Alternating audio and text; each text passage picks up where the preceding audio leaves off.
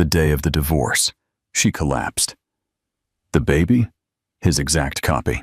The silence between them was deafening. The civil registry had that unbearable smell of old paper and fresh ink, a bureaucratic aroma that had nothing to do with the story they had just closed. Clara and Daniel sat opposite each other, separated by a cold table and a stack of papers that sealed what was once love.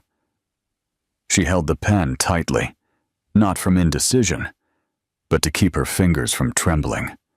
Her name was already there, printed in black ink, waiting only for the last signature. Daniel's. He, for his part, maintained his immobile expression, as he always did. His features rigid, his dark eyes hiding any trace of emotion. He took the pen with the precision of someone accustomed to definitive decisions. The stroke on the paper was quick, firm, without hesitation. No tears were shed, no protest or last-ditch attempt to fix things. Just a discreet, farewell gesture.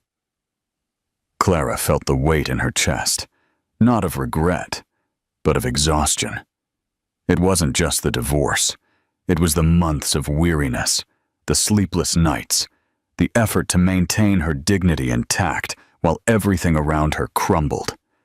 And now, there was nothing left to hold on to. She picked up the documents with stiff fingers and stood up. The movement was small, insignificant, but inside her, something broke. The room spun. First, a sharp ringing in her ears. Then, darkness.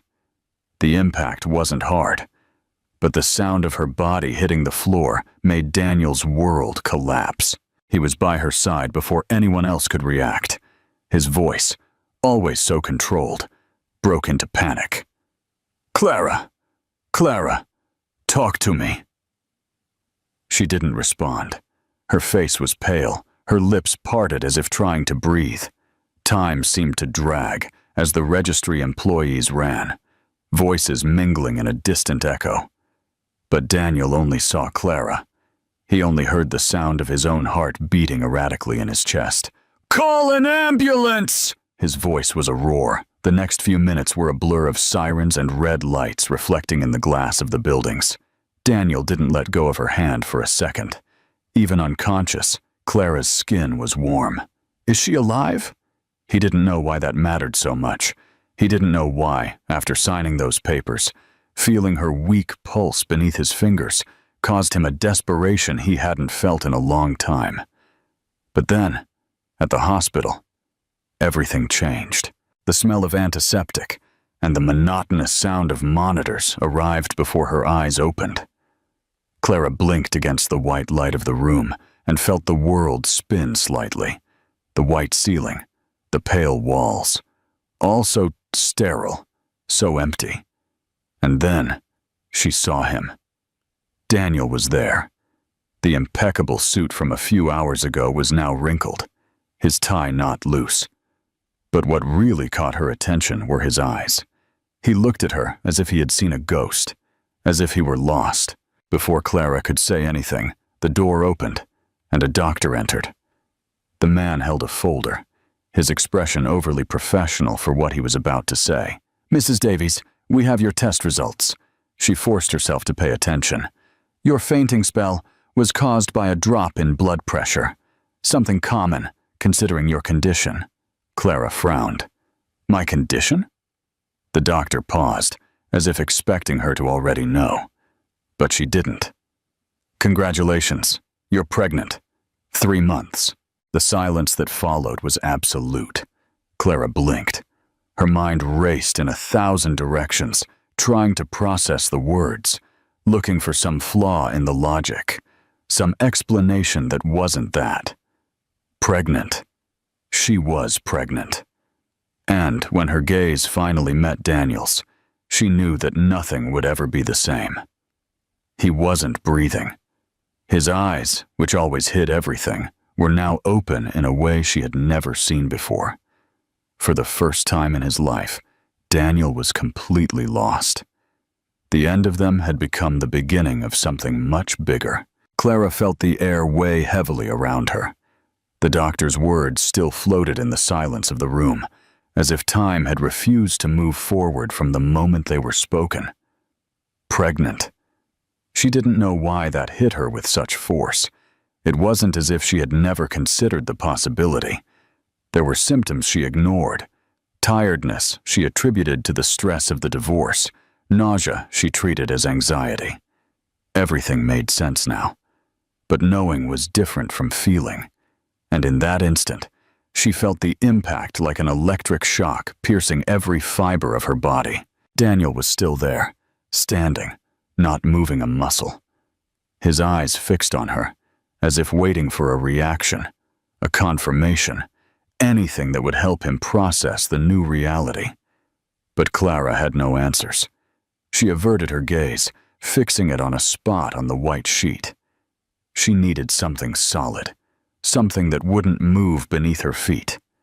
This doesn't change anything. The words came out before she could contain them.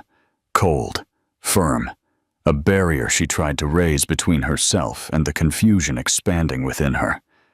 But Daniel noticed. He always noticed. The slight tremor in her voice, the way her hands, resting on the sheet, were slightly clenched. He took a step forward. Clara felt his energy invade the space between them. The woody, familiar perfume, a scent she knew better than she cared to. He was always there, on her skin, in her sheets, in the moments when they were still a couple, and she allowed herself to believe it could be forever.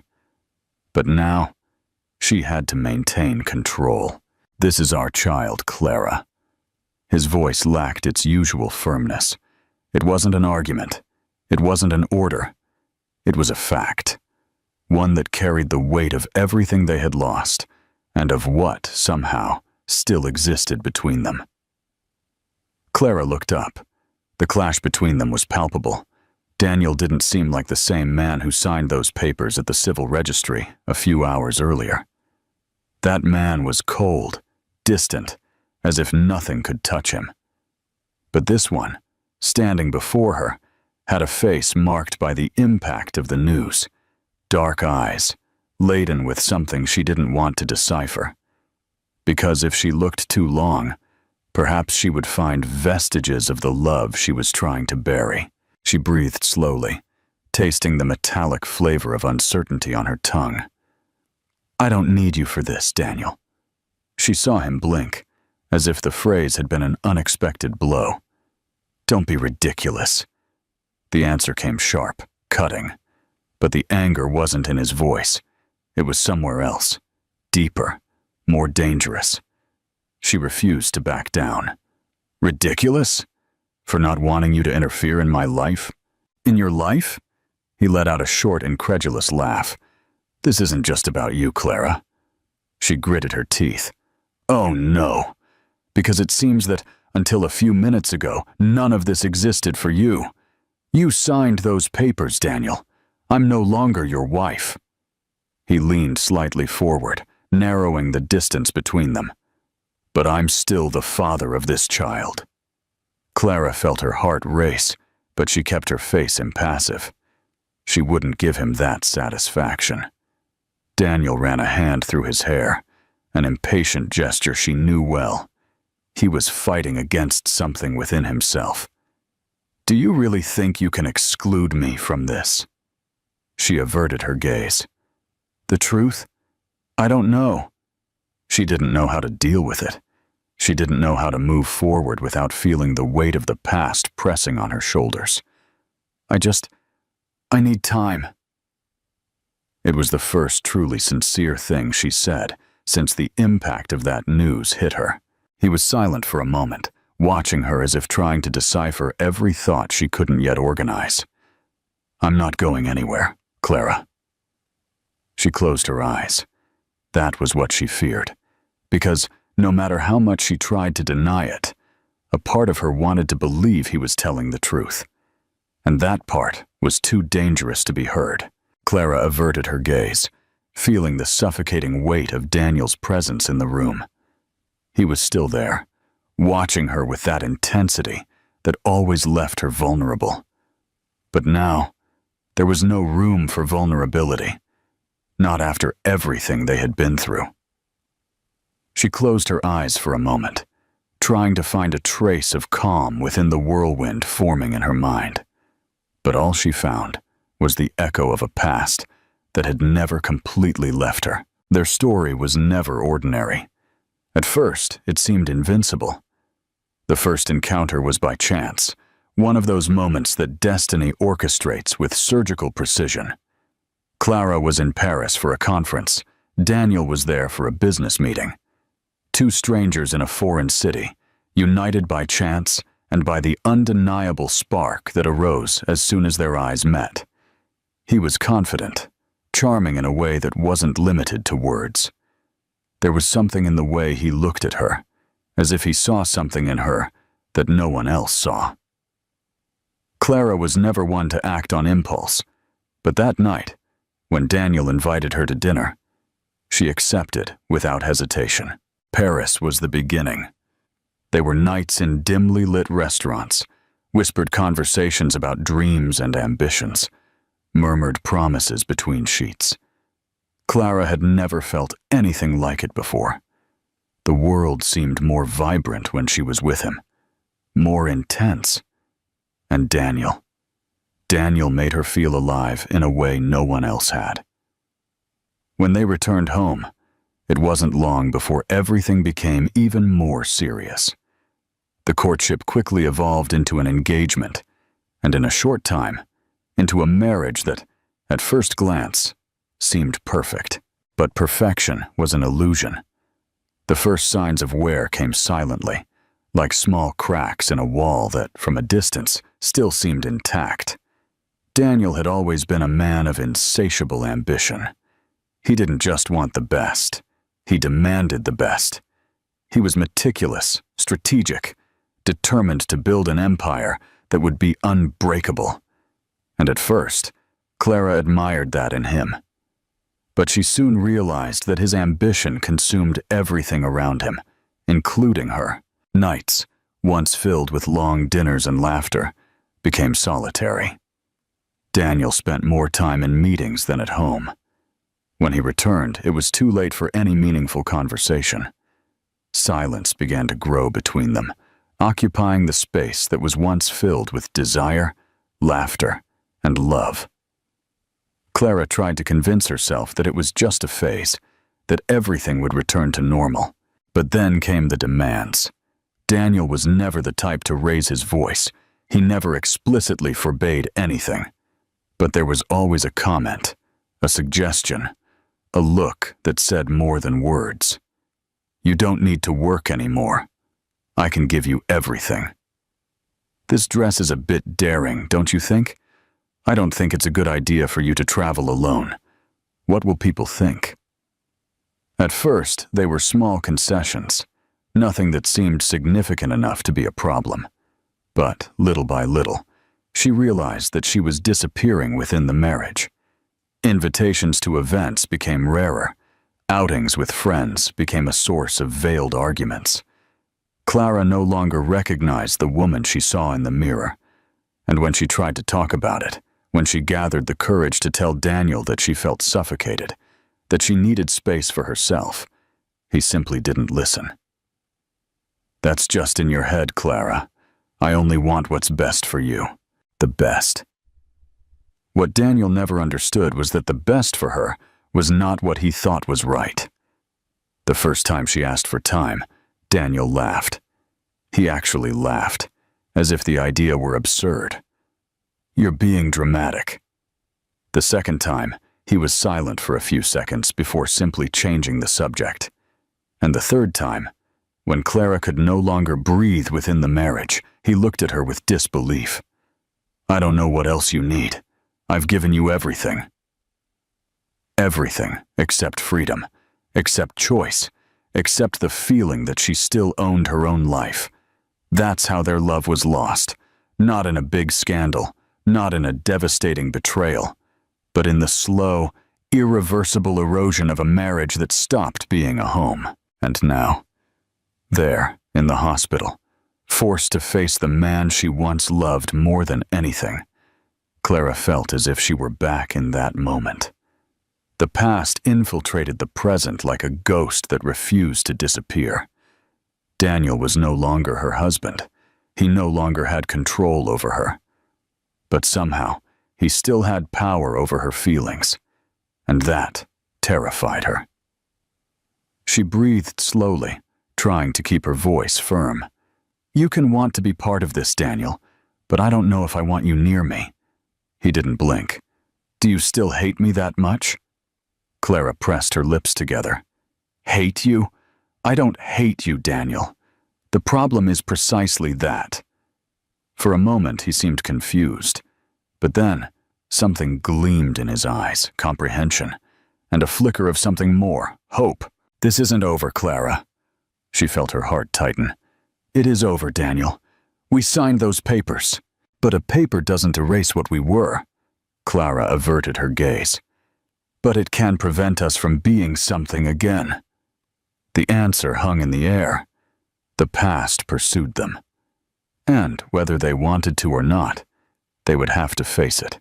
Daniel was never a man who accepted defeat. For him, everything was a matter of strategy. Planning, control.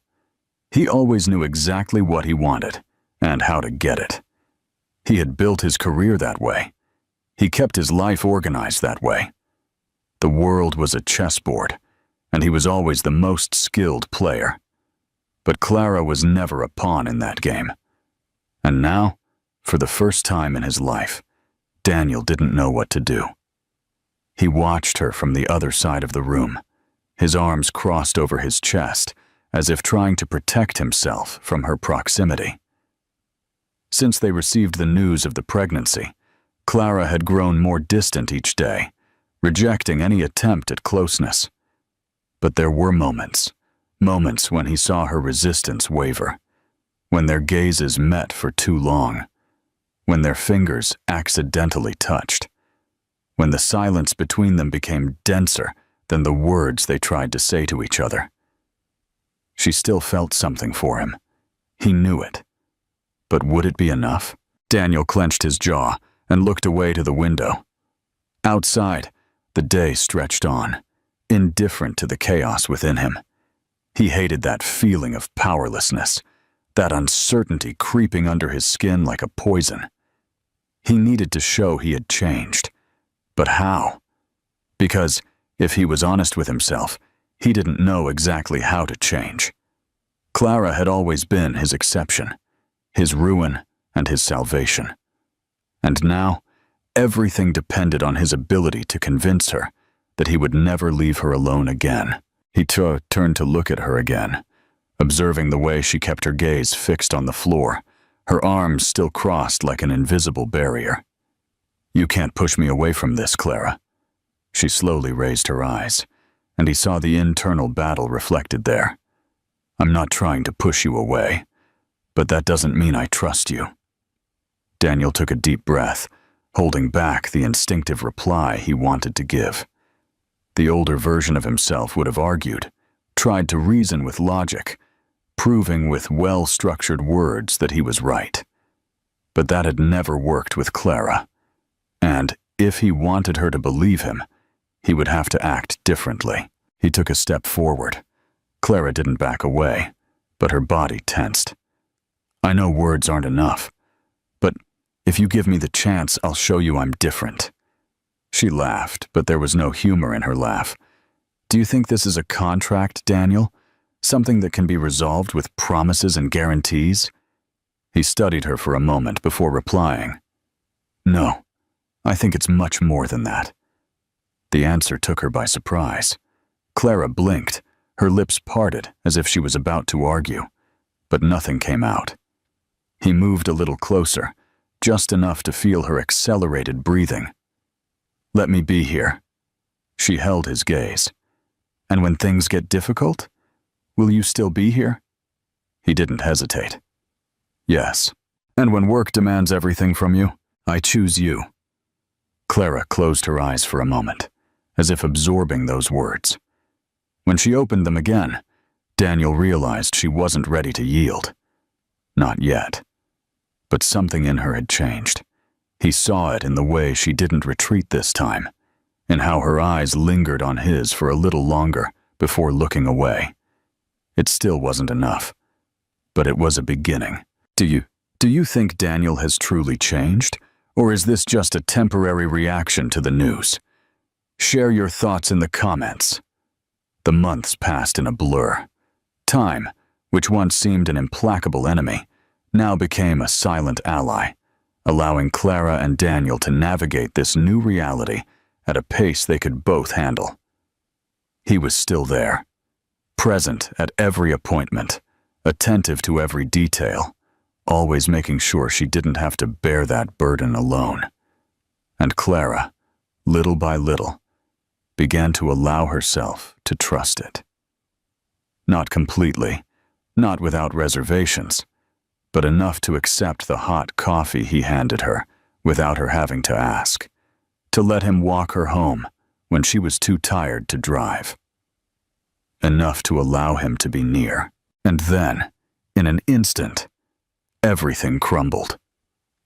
It was an ordinary day, or at least, it should have been. Clara left the doctor's office with a discreet smile. The pregnancy was going well, the baby was healthy, and for the first time in a long time, she felt light. Until she saw Daniel across the street. She knew he would come for her. He always did lately. But there was something different about him that day. Something tense, rigid. Clara frowned and crossed the street, feeling a growing unease in her chest. Is everything all right? Daniel didn't answer immediately. His jaw was tight, his dark eyes laden with something she couldn't decipher. And then he blurted out, "Were you with him?" Clara blinked, confused. With whom? Edward. The name came out laden with venom, and only then did Clara understand. Edward was her former colleague, a friend, someone who had been close when her marriage began to fall apart, offering support without ever overstepping boundaries. But Daniel always hated Edward. He always saw him as a threat, even though Clara had assured him countless times that there was nothing between them beyond friendship. She felt a tightness in her chest. Daniel, I ran into him by chance. We talked for a few minutes and nothing more. But he was no longer listening. Sure, it was just a coincidence, right? The same guy who spent years waiting for me to make a mistake so he could get close to you. Daniel's tone was becoming harsher, colder, and in that instant, Clara felt transported back to the past, to a time when her every word was analyzed with distrust, when her every movement was a possible threat to the control Daniel insisted on having over her. And the worst part? She saw in his eyes that he perceived it too, that he saw the exact moment she closed herself off again. But instead of backing down, he advanced. Are you still talking to him? His voice was low, but laden with something somber. Clara crossed her arms. I'm not going to answer that kind of question. Daniel laughed, but there was no humor in his laugh. Of course not. Because you're never wrong, are you, Clara? She felt a knot form in her throat. He didn't realize what he was doing. Daniel, stop. But he didn't stop. I should have known. You've always had an enormous knack for trusting the wrong people. The words were spoken without thinking, but the impact was immediate. Clara stood motionless, her eyes wide, her breath caught in her chest. And then, something inside her broke. The silence that followed was worse than any scream. I'm not doing this again. Her voice came out low, but firm. Daniel realized too late. Clara. But she was already walking away. You promised you had changed. He ran a hand over his face, as if trying to contain something within himself. I did change. Then why do you keep trying to control me? He had no answer. Clara exhaled slowly, feeling her chest tremble. I need space. No! Daniel's reply was immediate, but this time it wasn't an order. It was a plea. "Don't push me away, Clara." She closed her eyes. "Then give me a reason not to." The silence that followed was devastating, and when Daniel finally tried to speak, it was too late. She was already gone. In the following days, Daniel tried to call, tried to stop by her apartment, tried to find any way to undo that mistake. But Clara didn't answer. And then, when he finally went to her house, he found the door closed, the lights off, and a neighbor who looked at him with pity. "She traveled," the man said. Daniel felt his stomach sink. "What do you mean, traveled?" "Where?" "I don't know, mate. I just know she rented the place out for a while. Said she was taking a break in the city." Daniel stood there, unable to react. Clara was gone. She was really gone. And this time, perhaps she wouldn't come back.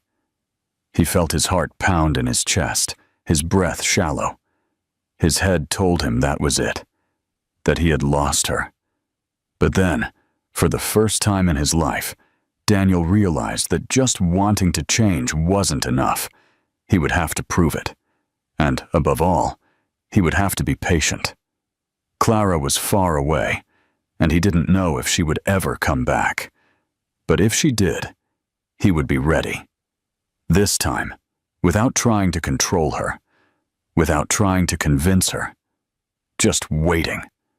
Because for the first time, he was willing to be a man who deserved to be by her side. And if he had to wait forever, he would wait. She was gone. The emptiness that remained after Clara left was worse than anything Daniel had felt. It wasn't just the anger that pulsed in his mind, nor the frustration of having reverted to the man he promised he would never be again. It was fear, the fear of having lost her forever. In the following days, he tried to give her space, but her silence was unbearable. Clara didn't reply to his messages, didn't answer his calls. He stopped by her apartment, but she didn't open the door. And then, when he finally decided to back off and wait for her to come to him, fate showed him it wouldn't grant him that luxury. The call came in the middle of the night. The hospital number glowed on his phone screen, and everything inside him froze. "Mr. Davies?" The sound of his own name made his heart ache against his ribs. "Yes. You need to come to the hospital now. It's about Clara." He didn't remember the drive there, only the metallic taste of panic in his mouth, his trembling hands on the steering wheel, the suffocating feeling that if something happened to her or the baby, he would never forgive himself. When he arrived, the hospital was bathed in that cold, indifferent light, and the antiseptic smell seemed stronger than usual. He crossed the corridors with long strides until he found a nurse who immediately recognized him. "Where is she?" The woman hesitated for a second. "Mrs. Davies was admitted with complications. They had to take her to surgery." The word hit Daniel like a punch. "Surgery?" "She had a premature placental abruption. The situation is delicate, but the doctors are doing everything they can." Delicate. The word resonated in his mind as the world around him lost its shape. He sat in the nearest chair, but he couldn't feel anything beneath him. It was as if he were floating, as if his own existence had been reduced to that moment.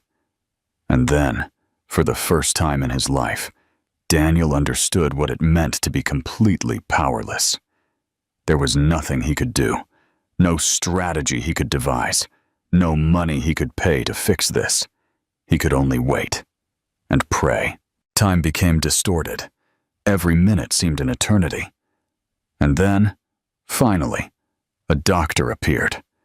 Daniel jumped to his feet, his heart pounding. "How is she?" The doctor sighed, and Daniel felt the weight of that sound even before the words were spoken. "The baby is in fetal distress. We need to act fast." It was then that Daniel understood what that meant. They had to choose. Save Clara, or save the baby. The floor seemed to disappear beneath his feet. "We'll do our best for both of them," the doctor said, trying to remain calm. "But Mr. Davies, if we have to prioritize one of them, we need your decision now." The decision. The moment that would define everything. He looked towards the closed door of the room where Clara was. Would he lose her? After everything, after finally understanding that he loved her in a way he never comprehended before, after realizing that she was the center of everything, would he have to let her go? And then, for a second, a memory came to his mind. Clara, the first time she felt the baby move, bringing her hands to her belly with a smile of pure adoration. Clara, caressing the ultrasound picture as if she had known that little life inside her for years. Clara, saying softly, one night, without knowing he was listening, "I would do anything for my child." That was it. That was what really mattered. He closed his eyes for an instant and took a deep breath, and then he looked at the doctor. "Save the baby." The doctor nodded and disappeared down the corridors, and Daniel remained there, alone, feeling the weight of the most difficult decision he had ever made. Time passed slowly, and when the door to the surgery room finally opened, everything inside him stopped. Because there, surrounded by nurses, with a tired but alive look, was Clara. She survived, and the baby too. But something was different. Clara was weak, pale, her eyes heavy from exhaustion and pain. When their eyes finally met, something gleamed there. Not anger, not total relief, but something deep. Something between gratitude and incomprehension. She moved her lips, her voice almost a whisper. "You chose the baby?" Daniel's chest tightened. "I chose what you would have chosen." The silence between them was thick, and then the tears came. Not from him, but from her. Clara didn't cry from weakness, nor from pain. She cried because for the first time, she saw Daniel understand what it meant to love someone without trying to possess them, without trying to mold them. He understood. And in that instant, Daniel knew that his life would never be the same. This time, he hadn't fought to win Clara. He had fought to be the man she deserved. And perhaps, for the first time, he was close to achieving it. What it meant to love someone more than himself. And now, there, standing in front of the room where Clara held the baby's small, fragile body against her chest, Daniel felt something he had never experienced before.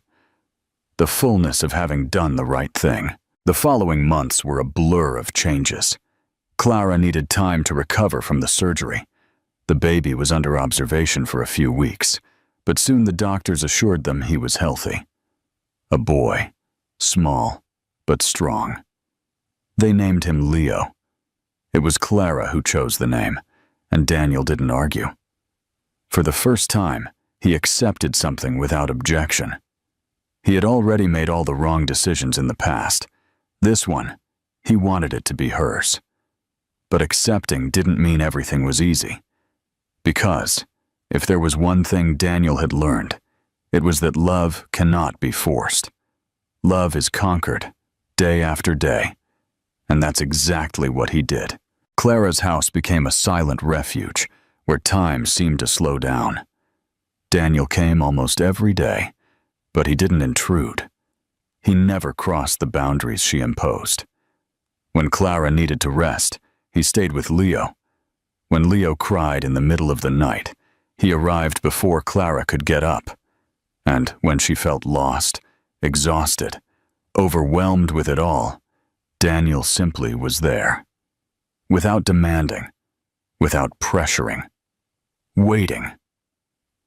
And Clara realized. She realized that for the first time, Daniel wasn't trying to control her. He wasn't trying to define what they would be. He simply remained present, like a silent certainty, like a firm foundation she could choose to use, or not. He changed, and she did too, because at some point, Clara found herself watching him with different eyes. Not the Daniel she had left, not the Daniel she feared, but the Daniel who held Leo in his arms with a tenderness she never imagined he possessed. The Daniel who wasn't impatient when the baby cried. The Daniel who made coffee for her every morning without saying anything, simply leaving the cup on the counter before he left. The Daniel who understood when she needed silence. And little by little, Clara felt the armor she had built begin to crack. Time passed. And then, something happened. The first time he touched her again was unintentional. Clara was on the sofa, holding Leo, when Daniel sat next to her. He gently ran his hand through the baby's hair, and his arm brushed hers.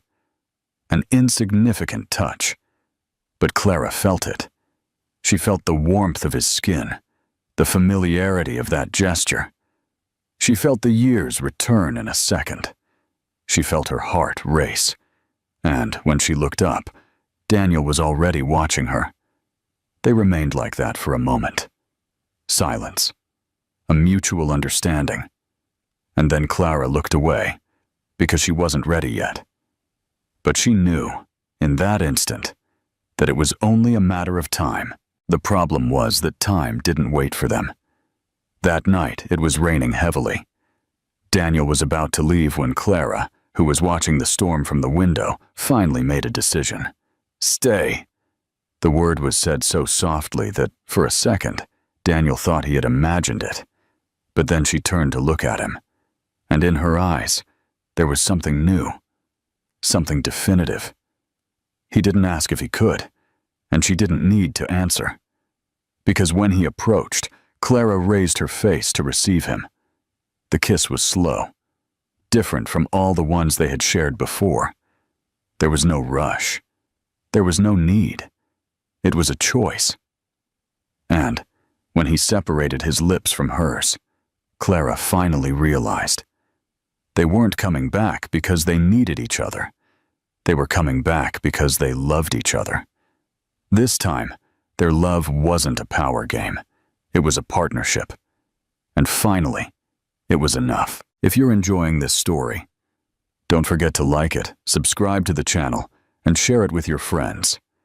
Your support helps us keep our content fresh and exciting for you. Thanks for joining us and being part of this journey.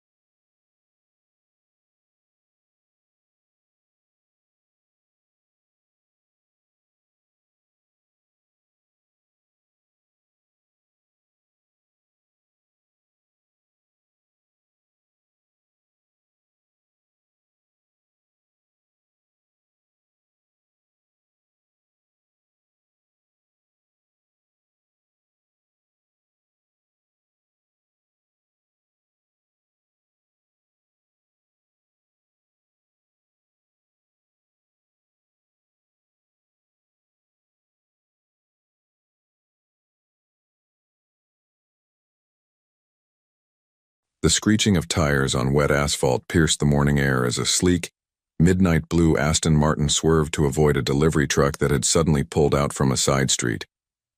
Inside the luxury vehicle, Alexander Xander Blackwood, 34-year-old, tech mogul and recently crowned Manhattan's most eligible bachelor by Finance Monthly, gripped the steering wheel, his heart hammering against his ribcage. "That was too close," he muttered, adjusting his titanium watch worth more than most people's annual salary. Rain pounded against the windshield as he pulled into the first available parking spot. Xander needed caffeine, desperately. 3 consecutive, all-nighters finalizing the acquisition of his biggest competitor had left him running on fumes. His eyes landed on a modest establishment across the street, Sunrise Diner. Inside the diner, 27-year-old Mia Rodriguez was having the morning shift from hell. The coffee machine had broken down, they were short-staffed, and her manager had just called to say he wouldn't be coming in because his kids were sick. "Order up for table 5, shouted Carlo, the elderly cook who had been with the diner since before Mia was born. Balancing 3 plates of eggs and pancakes while dodging a spilled orange juice, Mia managed a genuine smile for the elderly couple at table 5. "Here you go, Mr. and Mrs. Patterson, just how you like them." "You're an angel, Mia," Mrs. Patterson said, reaching for her hand. "How's your mother doing?" Mia's smile flickered for just a second. "She's responding well to the treatments. Thank you for asking. The doctors are optimistic." What she didn't mention was the mounting medical bills that kept her awake at night, or the second notice of foreclosure on her childhood home that had arrived yesterday, or that her younger sister's college tuition was due next week. The bell above the door jingled, and Mia turned to see a tall figure shaking raindrops from what was clearly an outrageously expensive coat. Something about him seemed vaguely familiar. "Seat yourself anywhere," she called out, rushing to grab more coffee pots. Xander chose a corner booth with a view of the street.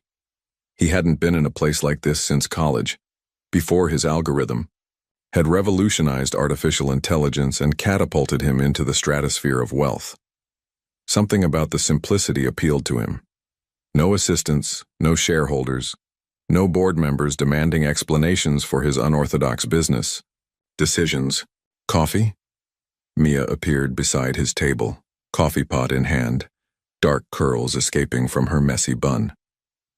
Xander looked up, and for the first time in years, found himself genuinely speechless. It wasn't just that she was beautiful, though she undeniably was. It was the weariness behind her smile that resonated with something deep inside him. "Yes, please, black."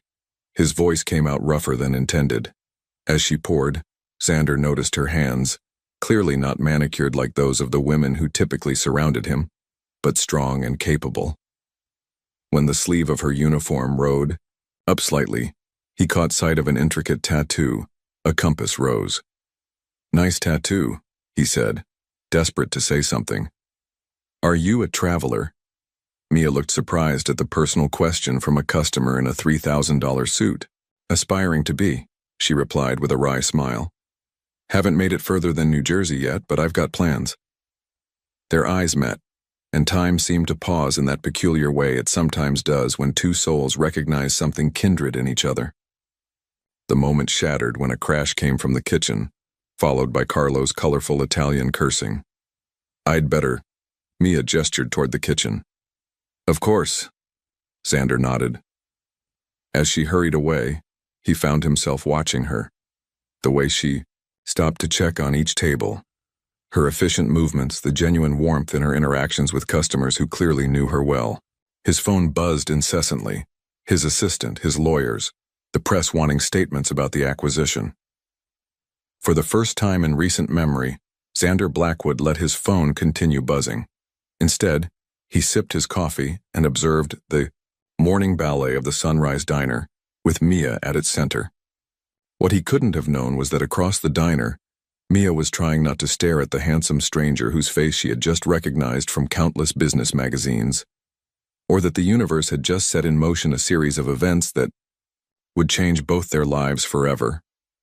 3 days later, Mia was rushing through the monthly bills at her tiny kitchen table, calculator in one hand, and a cold cup of tea in the other. The apartment was quiet except for the rhythmic ticking of the ancient wall clock and the occasional rumble of the subway beneath the building. "That can't be right," she muttered, rechecking the hospital bill for the third time. The amount hadn't changed, $47,853.22 after insurance. Her mother's experimental cancer treatment wasn't covered, of course. Add that to the mortgage payments her father had fallen behind on before his death last year, her sister Lucia's tuition, and the regular monthly expenses. Mia pushed her hair back with both hands and took a deep breath. She'd figure it out. She always did. The buzzer rang, making her jump. No one ever visited on Tuesday afternoons. "Who is it?" she asked into the intercom. "Delivery for Mia Rodriguez," came the reply. Confused, she buzzed them in. When she opened her door, a delivery man stood there with an enormous bouquet of wildflowers. Not the typical roses or lilies, but meadow flowers in every color imaginable. "I didn't order these," she said, perplexed. "Already paid for." The delivery man shrugged, handing her an envelope before disappearing down the stairs. Inside was a handwritten note on thick cream-colored paper. "The coffee was excellent. I wonder if the chef would share his pancake recipe. Breakfast again tomorrow. X." No phone number, no explanation, just an address to one of the most exclusive restaurants in the city and a time, 9 a.m. "X," Mia whispered, then it clicked. The handsome stranger from 3 days ago, Alexander Blackwood, the tech billionaire whose face was plastered across the business section of every newspaper in the country. "No way," she laughed nervously to herself. "Absolutely no way." But the next morning, curiosity got the better of her. After dropping Lucia off at community college, Mia found herself standing outside Etoile, wearing her best sundress and feeling woefully underdressed despite her efforts. "Ms. Rodriguez?" A maitre d' approached her immediately. "Mr. Blackwood is waiting on the terrace." The terrace turned out to be a rooftop garden with breathtaking views of the city. Xander stood when he saw her, looking both imposing and somehow vulnerable in a simple blue button-down shirt and dark jeans. "You came," he said, sounding genuinely surprised. "I wasn't sure you would." "I'm not sure why I did," Mia admitted, accepting the seat he pulled out for her. "This isn't really my scene." "Mine either, if I'm being honest," Xander confessed, "but they make incredible pancakes." As if on cue, a server appeared with plates of fluffy pancakes drizzled with real maple syrup and fresh berries. "You ordered already?" Mia raised an eyebrow. "I took a chance," he said with a smile that made her stomach flip in a way that was entirely too teenage girl for her liking. Over breakfast, Mia found herself relaxing. Despite his wealth and status, Xander was surprisingly easy to talk to. They discovered shared tastes in obscure indie bands and a mutual hatred for pretentious food. "So," she said finally, setting down her coffee cup. "Why am I here, Mr. Blackwood?" "Xander, please," he corrected. "And that's a fair question." He leaned forward, his expression growing serious. "I have a proposition for you." Mia's defenses immediately went up. "I'm not interested in being anyone's charity case or weekend entertainment." "That's not..." Xander looked genuinely distressed. "I'm sorry, I'm handling this badly. Let me start over." He took a deep breath. "I run a foundation that helps families with medical debt. It's something personal to me after losing my mother to cancer when I was in college." This was not what Mia had expected. "I don't understand." "Your conversation with the elderly couple that day at the diner about your mother's treatments. I couldn't help overhearing." Xander looked apologetic. "My foundation could help with those bills, no strings attached." Mia felt a flash of anger mixed with embarrassment. "You've been investigating me?" "No. Well, yes, but not in a creepy way." Xander stumbled over his words. "That sounds terrible. What I mean is, the foundation has a process. We verify need before offering assistance." "So I'm just another case file?" Mia stood up, grabbing her purse. "No." Xander stood too, looking panicked. "This isn't coming out right at all. The truth is, I haven't been able to stop thinking about you since that day at the diner. The foundation is real. The help is real. But I also selfishly wanted to see you again. Mia hesitated, conflicted. This man could solve her family's financial problems with what amounted to pocket change for him. But accepting help had never been easy for her. I don't need your pity, she said quietly. It's not pity, Xander replied, his voice equally soft. It's admiration. You work harder than anyone I've ever met. You care for your family with everything you have. That's rare in my world.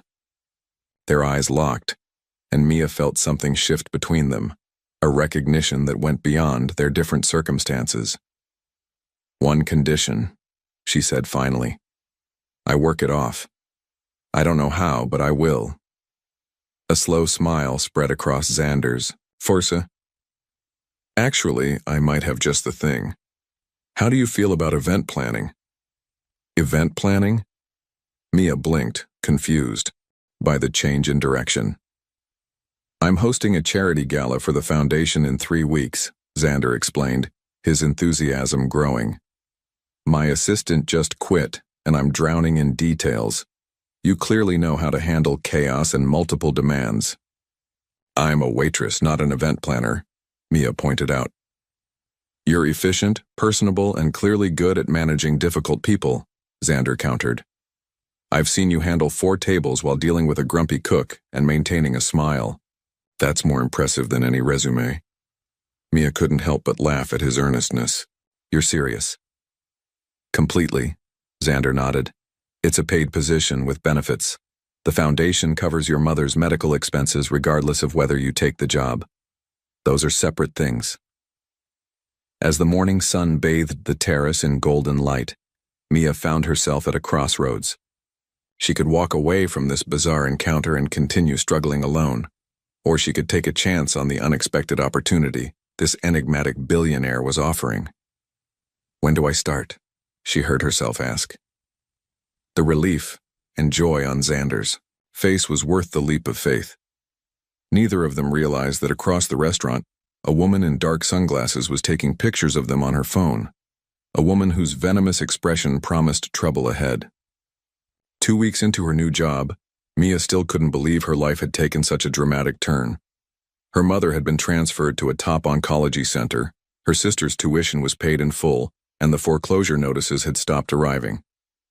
But the most unexpected change was her growing closeness with Xander. No, absolutely not, Mia said firmly, standing in the middle of Xander's penthouse office. We are not serving caviar popsicles at a fundraiser for medical debt relief. Do you want to look completely tone-deaf? Xander's executive team exchanged nervous glances. No one spoke to Alexander Blackwood that way, except Mia apparently. To everyone's surprise, Xander burst out laughing. You're right. It was a terrible suggestion. He turned to his team. Mia has final say on all event details. Are we clear? The gala was only a week away, and against all odds, preparations were coming together beautifully. Mia had transformed Xander's vague concept into a coherent, meaningful event that would genuinely connect with donors while highlighting the foundation's mission. You need to go home, Xander said later that evening, finding Mia still at her desk at 9 o'clock. You've been here for 14 hours. Says the man who probably sleeps 3 hours a night, Mia retorted without looking up from her laptop. That's different. I'm a hopeless workaholic with no personal life. And what exactly do you think I am? Mia finally looked up, a hint of a smile playing at her lips.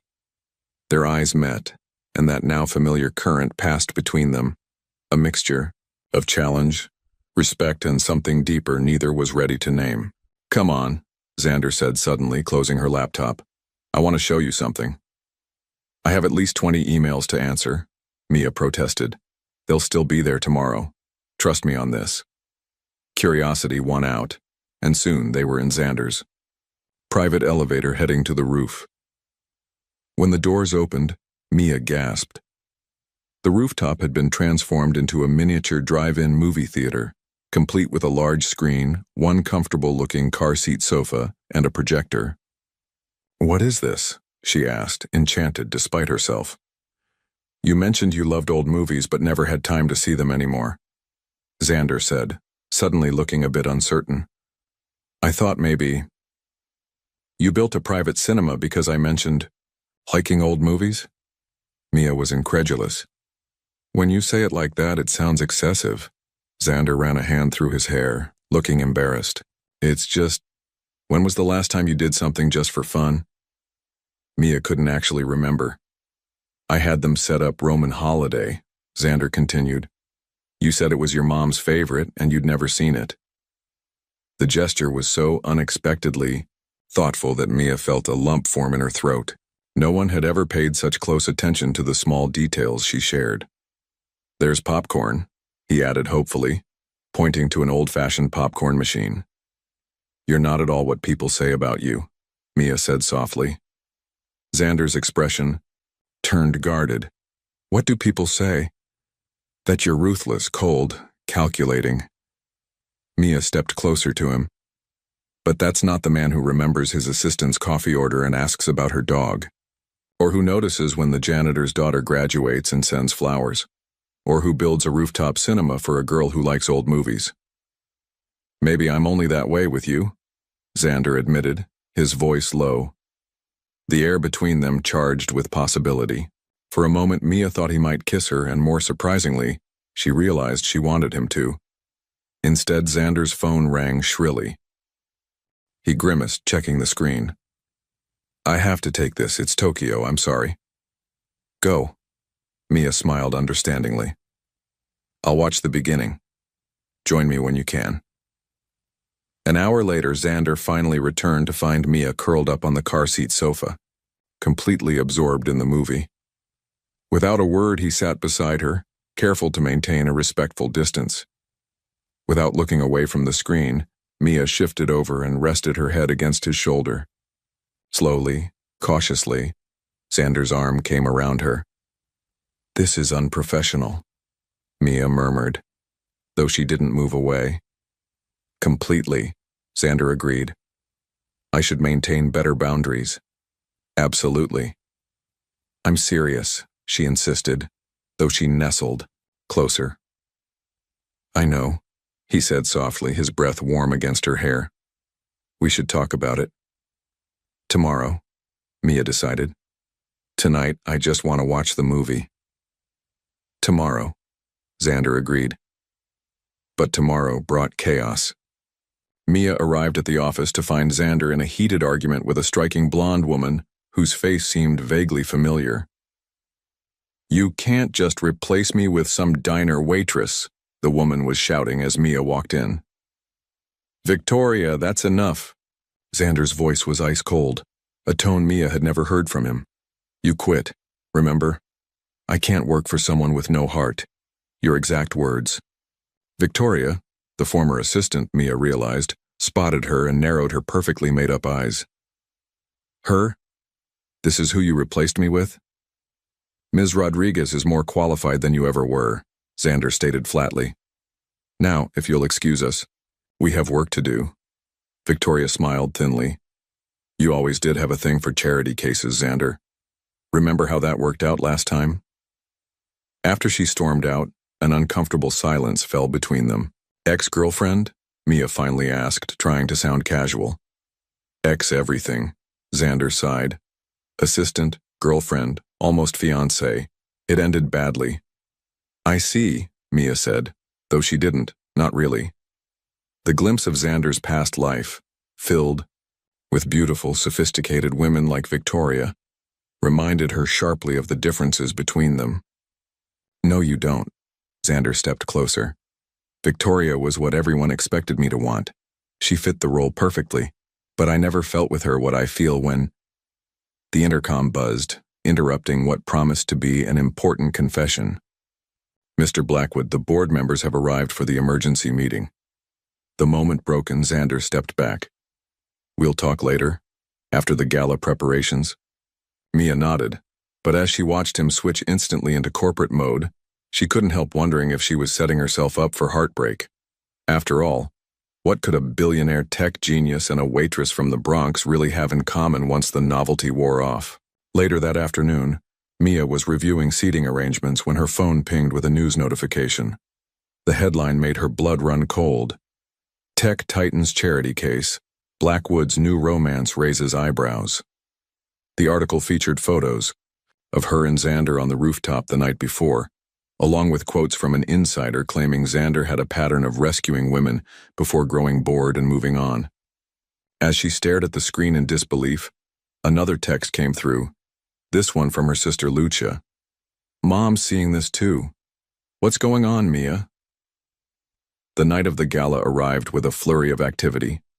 Mia had barely spoken to Xander in the 3 days since the tabloid article broke. She'd thrown herself into finalizing the event details, determined to fulfill her professional obligations despite the personal turmoil. Her mother had been surprisingly understanding. "People will always talk, Mija," she'd said during Mia's brief visit to the hospital. "The question is, does he make you happy?" Mia hadn't answered. How could she when she wasn't sure herself? Now, standing at the entrance of the grand ballroom in a midnight blue gown, Xander had insisted on having designed for her. "It's a work expense. You're representing the foundation." Mia greeted donors with practiced charm while keeping one eye on the door. Xander was late, unusual for someone who valued punctuality as much as he did. When he finally appeared, Mia nearly dropped her tablet. He looked exhausted, with dark circles under his eyes, but devastatingly handsome in his tuxedo. Their eyes met across the room, and for a moment everything else faded. Then Victoria appeared at his side, perfect in a red designer gown, her arm possessively linked through his. Mia felt the floor shift beneath her. Of course, the tabloid stories had threatened the foundation's reputation. Xander was just doing damage control by reverting to his expected lifestyle. The brief fantasy Mia had allowed herself, that maybe, just maybe, their worlds could combine, crumbled. "Ms. Rodriguez?" A server approached her. Mr. Blackwood asked, "To see you in the East Terrace. Immediately."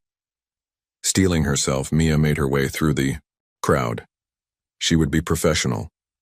She would hand over her notes for the evening, thank him for the opportunity, and walk away with her dignity intact. The East Terrace was empty except for Xander, who stood alone at the balustrade, staring out at the city lights. "Victoria looks lovely," Mia said by way of greeting, proud of how steady her voice sounded. Xander turned, surprise evident in his expression. "Victoria is here as a guest of the board chairman, not with me." "Oh," Mia faltered. "The way she was holding your arm, I thought—" "That was for the cameras," Xander interrupted, moving toward her. "She's trying to create a narrative, just like she did with that tabloid piece." "She leaked the story?" Mia shouldn't have been surprised, but somehow she was. "With considerable embellishment," Xander confirmed. "Victoria likes control. She doesn't appreciate being replaced, professionally or personally." A moment of silence stretched between them. The sounds of the gala drifted from inside. Glasses clinking, elegant laughter, the quartet playing soft jazz. "I've been avoiding you," Xander admitted. "Not because of the article, but because I realized something when I saw it." Mia braced herself. Here it came. The gentle letdown. The "it's been fun but not practical" speech.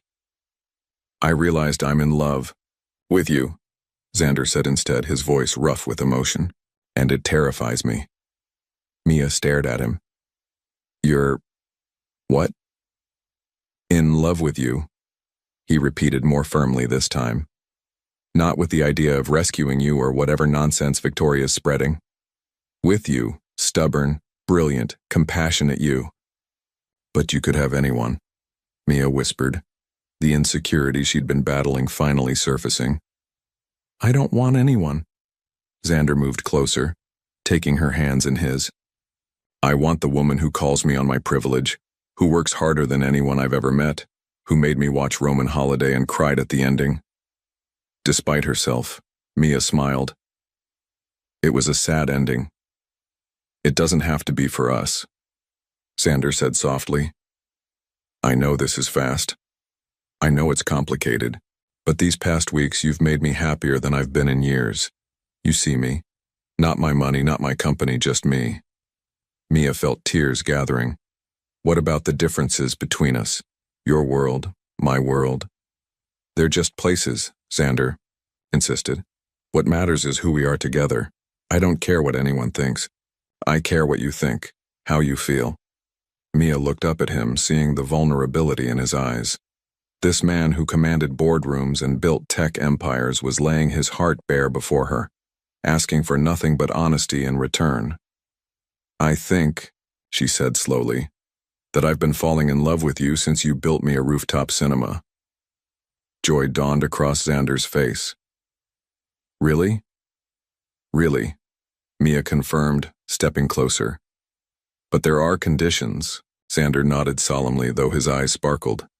Name them. I keep my job at the foundation, but I earn it on merit. No special treatment. Agreed, Xander said. You're already the most effective manager we've ever had. I finish my degree, Mia continued. The one I had to abandon when my father got sick. Absolutely, Xander nodded.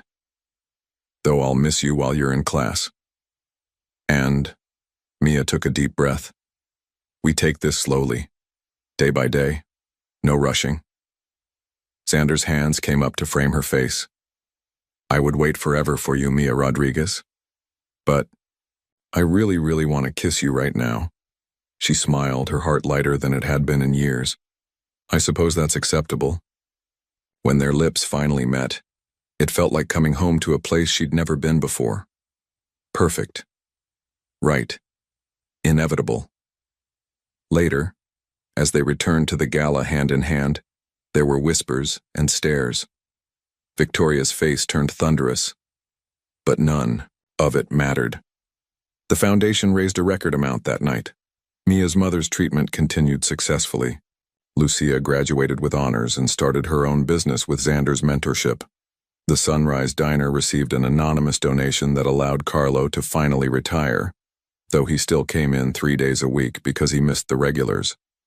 6 months later, Mia moved into Xander's penthouse, but only after insisting on paying for renovations herself with her foundation salary. A year after that, he proposed on the rooftop cinema during a screening of Casablanca. Here's looking at you, kid, he quoted with that boyish grin that still made her heart flip. That's the cheesiest proposal ever, Mia laughed through her tears. Is that a yes? Xander asked, the billion-dollar man suddenly as nervous as a schoolboy. Mia kissed him deeply before pulling back with a smile. That's what took you so long? 2 years to the day from their first meeting at the Sunrise Diner, they were married in a small ceremony with their closest friends and family.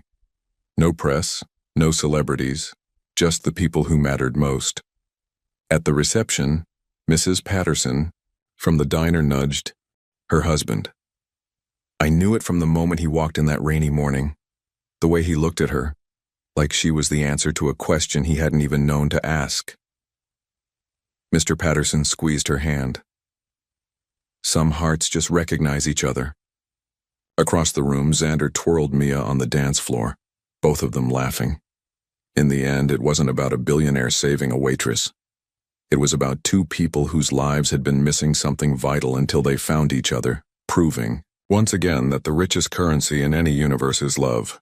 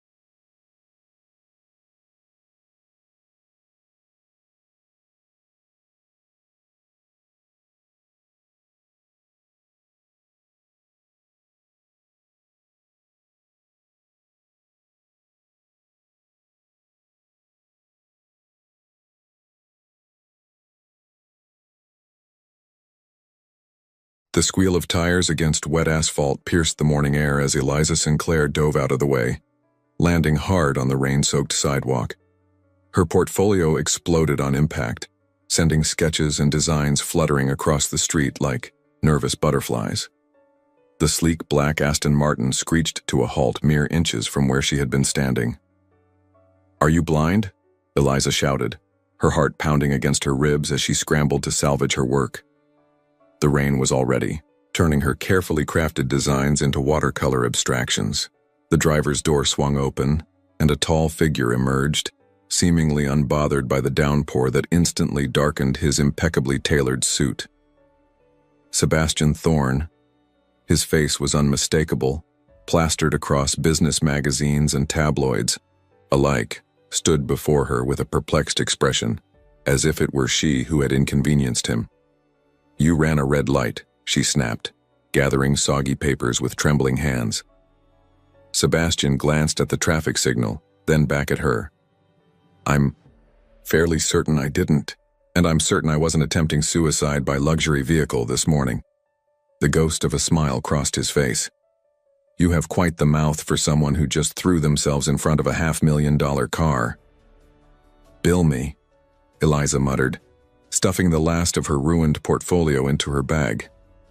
"I might just do that," he replied, his eyes lingering on her in a way that made her skin prickle. "What's your name?" "Not interested," she said, turning to walk away. "Wait." His voice carried the unmistakable authority of someone used to being obeyed. To her own annoyance, Eliza stopped. "Your portfolio. Let me replace it." "These are original designs, they can't be replaced." Sebastian produced a business card from his pocket, somehow still crisp despite the rain. "Call this number. My assistant will arrange a meeting." "Why would I want to meet with you?" Eliza asked, but took the card anyway. "Because I'm Sebastian Thorne and I never offer second chances." He slid back into his car with the fluid grace of a predator. "Also, you're bleeding." Eliza looked down at her scraped palm, rainwater mixing with blood in pale pink rivulets. When she looked up again, the Aston Martin was already disappearing around the corner. The hospital room was too quiet, save for the rhythmic beeping of monitors that had become the soundtrack to Eliza's life these past months. Her mother, once vibrant and full of life, now seemed to sink into the sterile white sheets. "How was your interview?" Margaret Sinclair asked, her voice thin but her eyes still sharp. Eliza forced a smile. "Rescheduled. There was a transportation issue. You can't keep missing opportunities because of me, sweetheart." "Mom, please, not this again." A nurse entered, her expression grim as she handed Eliza a thick envelope. "This just came from billing." Eliza's stomach dropped as she scanned the contents. The experimental treatment her mother needed had been denied by insurance. Again. The figure at the bottom of the page made her dizzy. $1.7 million. "Everything okay?" her mother asked. "Perfect," Eliza lied, tucking the paperwork away. "Just some paperwork to fill out." Later in the hospital cafeteria, Eliza emptied her wallet onto the table. $43 and a collection of coins. Her phone buzzed with a text from her landlord, "Rent overdue, final notice." She laughed bitterly, reaching for her coffee. Her fingers brushed against something in her jacket pocket. Sebastian Thorne's business card, slightly warped from the rain but still legible. "Desperate times," she whispered to herself, punching the number into her phone. The response was almost immediate. A meeting was set for tomorrow at Thorne Tower. Eliza had no idea why a billionaire would want to meet with her, but at this point, she had nothing left to lose. When she arrived at the imposing glass skyscraper the next morning, Sebastian was waiting in his penthouse office, framed by floor-to-ceiling windows that showcased the city like it was his personal playground. "Miss Sinclair?" he said, not looking up from his desk. "I was beginning to think you wouldn't call. You almost killed me. I figured the least you could do was buy me a coffee." Sebastian finally looked at her, amusement flickering in his steel-gray eyes. "Coffee? Is that what you think this is about?" Eliza shifted uncomfortably. "Why am I here, Mr. Thorne? I had you investigated," he said casually as if commenting on the weather. Talented designer, struggling financially, mother with stage 4 lymphoma, requiring experimental treatment not covered by insurance. He tapped a file on his desk. Mounting hospital bills, eviction notice. Eliza felt the blood drain from her face. That's private. Privacy is a luxury, Miss Sinclair, one you can't afford. Sebastian stood, circling his desk to lean against it, uncomfortably, close to her. "I have a proposition for you. I'm not interested in becoming your charity case." "Good, because I'm not in the charity business." His eyes locked with hers. "I'm proposing a contract, marriage, to be specific." The world seemed to tilt beneath Eliza's feet. "Excuse me?" "1 year of marriage. In return, I'll cover your mother's medical expenses, all of them, and set you up with your own design studio afterward." "Why would you?" "I don't understand." Sebastian's expression hardened. "My reasons are my own, but rest assured this arrangement would be beneficial for both of us." "This is insane," Eliza whispered. "You don't even know me." "I know enough." He handed her a thick document. "The contract. Read it. You have until tomorrow to decide." As Eliza left the tower, contract clutched in her shaking hands, one thought echoed in her mind. What kind of man offers marriage as a business transaction? And what kind of woman would be desperate enough to accept? She already knew the answer to the second question. Eliza sat cross-legged on her worn couch, the 30-page marriage contract spread before her like a battlefield map. Dawn was breaking outside her tiny apartment window, casting a pale golden light across the pages she'd been studying all night. "Page 27, she muttered, circling another clause. "Required public displays of affection, within reason." She snorted. "Define within reason, Mr. Thorne." Her phone buzzed with a hospital notification. Her mother's morning vitals were stable. That small relief did little to quiet the war in her mind.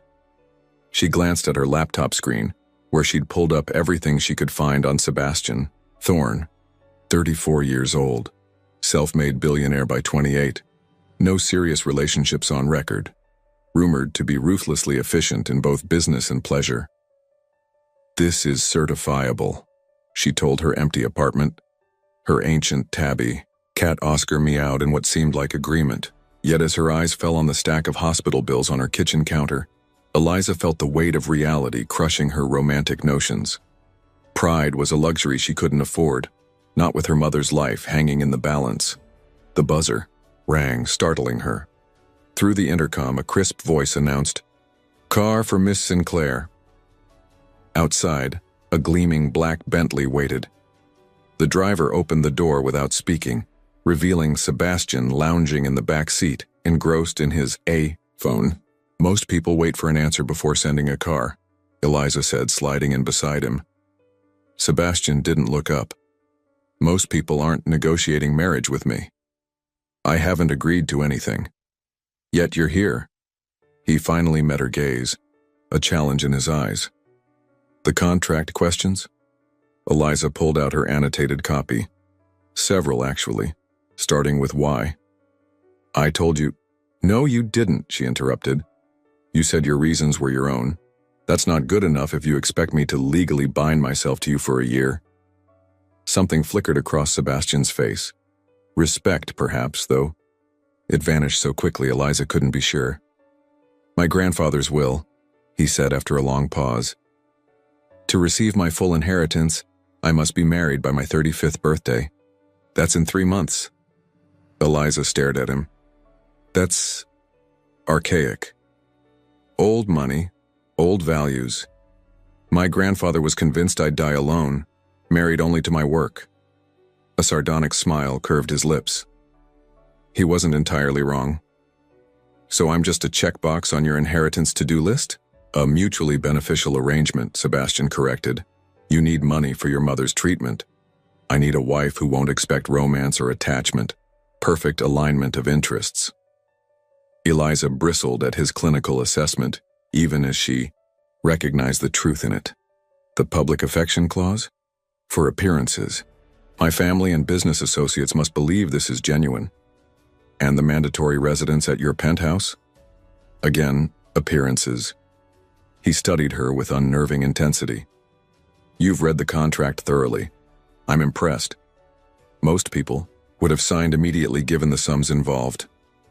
I'm not most people. Clearly. Something that might have been a genuine smile tugged at his mouth. Any other concerns? Eliza took a deep breath. The fidelity clause. Sebastian raised an eyebrow. Problem? Not for me, but for you. A year is a long time for someone with your, reputation. He laughed then, a real laugh that transformed his face, making him look younger, almost approachable. My reputation is greatly exaggerated, Miss Sinclair. Eliza, she corrected automatically. If we're getting married, you should probably use my first name. Eliza, he repeated as if testing how it felt on his tongue. Then you should call me Sebastian. The car slowed to a stop, and Eliza realized they had arrived at the hospital. Sebastian had known where she was headed without asking. How did you... I make it my business to know things, he said suddenly. All business again. Your mother's new treatment begins today. I've already arranged everything with the hospital. The experimental protocol from Sweden. Eliza's throat tightened. I haven't signed anything yet. Consider it a gesture of good faith. He handed her a slim fountain pen. But I will need your decision by the end of the day. As Eliza stepped out of the car, Sebastian added, Your mother will be told we met at a charity gala 6 months ago. A whirlwind romance, it's all in the contract. More lies, Eliza murmured. Think of it as a script, Sebastian replied. One with a very happy ending for your mother. Margaret Sinclair looked better than she had in months. The new treatment was already working, or perhaps it was the hope shining in her eyes as she studied the enormous bouquet of lilies that had arrived that morning. Tell me about him, she insisted, clutching Eliza's hand. Sebastian Thorne. I've seen him in magazines. How did you keep this secret from me? Eliza forced a smile, reciting the story Sebastian had crafted. A chance meeting at a gallery opening. Coffee that turned into dinner. His unexpected interest in her designs. He's not what you'd expect, Eliza said, surprising herself with the truth in those words. When can I meet him? As if summoned by the question, Sebastian appeared in the doorway, looking less like a corporate shark and more like a man visiting his future mother-in-law, casually elegant in a sweater that probably cost more than Eliza's rent.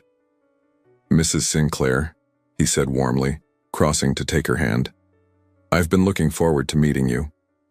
Eliza watched in astonishment as Sebastian charmed her mother, discussing her favorite books and music with seemingly genuine interest.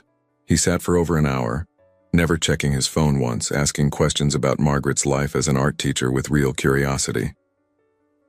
When a nurse came to administer Margaret's treatment, Sebastian excused himself, promising to return soon. I see why you fell for him, Margaret whispered after he left.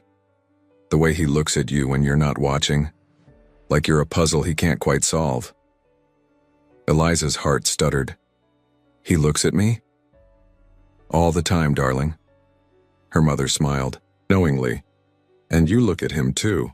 Outside the hospital room, Sebastian waited, his mask of warmth replaced by his usual impenetrable expression. You were convincing, Eliza admitted. I'm good at what I do. He checked his watch. Your decision? The image of her mother's hopeful face flashed in Eliza's mind, the improved color in her cheeks, the Swedish treatment that might save her life. One condition, Eliza said. My mother never knows this isn't real, even after the year is up. We'll say it didn't work out, but she never learns it was a transaction. Sebastian studied her face. Agreed. Eliza took the contract from her bag and, with a deep breath, signed her name on the final page. Congratulations, Miss Sinclair, Sebastian said, taking the contract. We're getting married on Saturday. This Saturday? Eliza gasped. That's in 3 days. Time is money, he replied with a shrug. And speaking of money, your mother's medical bills have been cleared. My assistant will contact you about moving arrangements. As Sebastian walked away, Eliza called after him. Is that it? We're engaged and you're just leaving? He turned, something unreadable flickering in his eyes. What were you expecting? A kiss to seal the deal? The challenge in his voice made Eliza's cheeks burn. Of course not. Good. Because this isn't a love story, Eliza. His voice was cold, but something in his expression didn't quite match his words. It's a business arrangement. The sooner you remember that, the better for both of us. As Sebastian disappeared down the corridor, Eliza pressed her hand against her racing heart. What had she gotten herself into? And why, despite his warnings, did something deep inside her whisper that this might become a very different story than either of them had planned? The wedding was nothing like Eliza had imagined as a little girl. No white dress passed down through generations, no childhood friends as bridesmaids, no father to walk her down the aisle. Instead, she wore a designer gown Sebastian's stylist had selected, an elegant sheath of ivory silk that probably cost more than her college education. The ceremony took place in Sebastian's penthouse, with only her mother, a handful of Sebastian's business associates, and a justice of the peace in attendance. Yet somehow, when Sebastian slipped the platinum band onto her finger and murmured, "With this ring I thee wed," Eliza felt an unexpected flutter in her chest that had nothing to do with their arrangement. The reception that followed was small, but extravagant. Margaret Sinclair, looking stronger than she had in months, beamed at Eliza from across the room. "You look happy," came Sebastian's voice from behind her, startling Eliza from her thoughts. "My mother's getting better," Eliza replied, turning to face her new husband. "Thanks to you?" Something unreadable flickered across Sebastian's face. "Don't thank me, it's a transaction." "Right," Eliza said, her smile faltering. "Just business." "Mrs. Thorne," called one of Sebastian's colleagues, raising a champagne flute. "How does it feel to have tamed New York's most notorious bachelor?" Before Eliza could respond, Sebastian's arm slid around her waist, pulling her against him. "I'd say I'm the one who got captured," he said smoothly, his fingers tracing small circles on her hip. "Eliza sees right through me. It's terrifying." The gathered guests laughed appreciatively, completely taken in by the performance. "You're good at this," Eliza whispered, when they were alone again. "Section 12, paragraph 3 of our contract," Sebastian replied. "Public displays of affection shall appear genuine and spontaneous."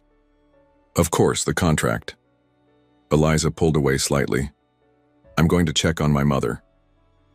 Later that night, after the guests had departed and Margaret had been settled in the guest suite down the hall, Eliza stood awkwardly in the master bedroom, surveying the king-sized bed.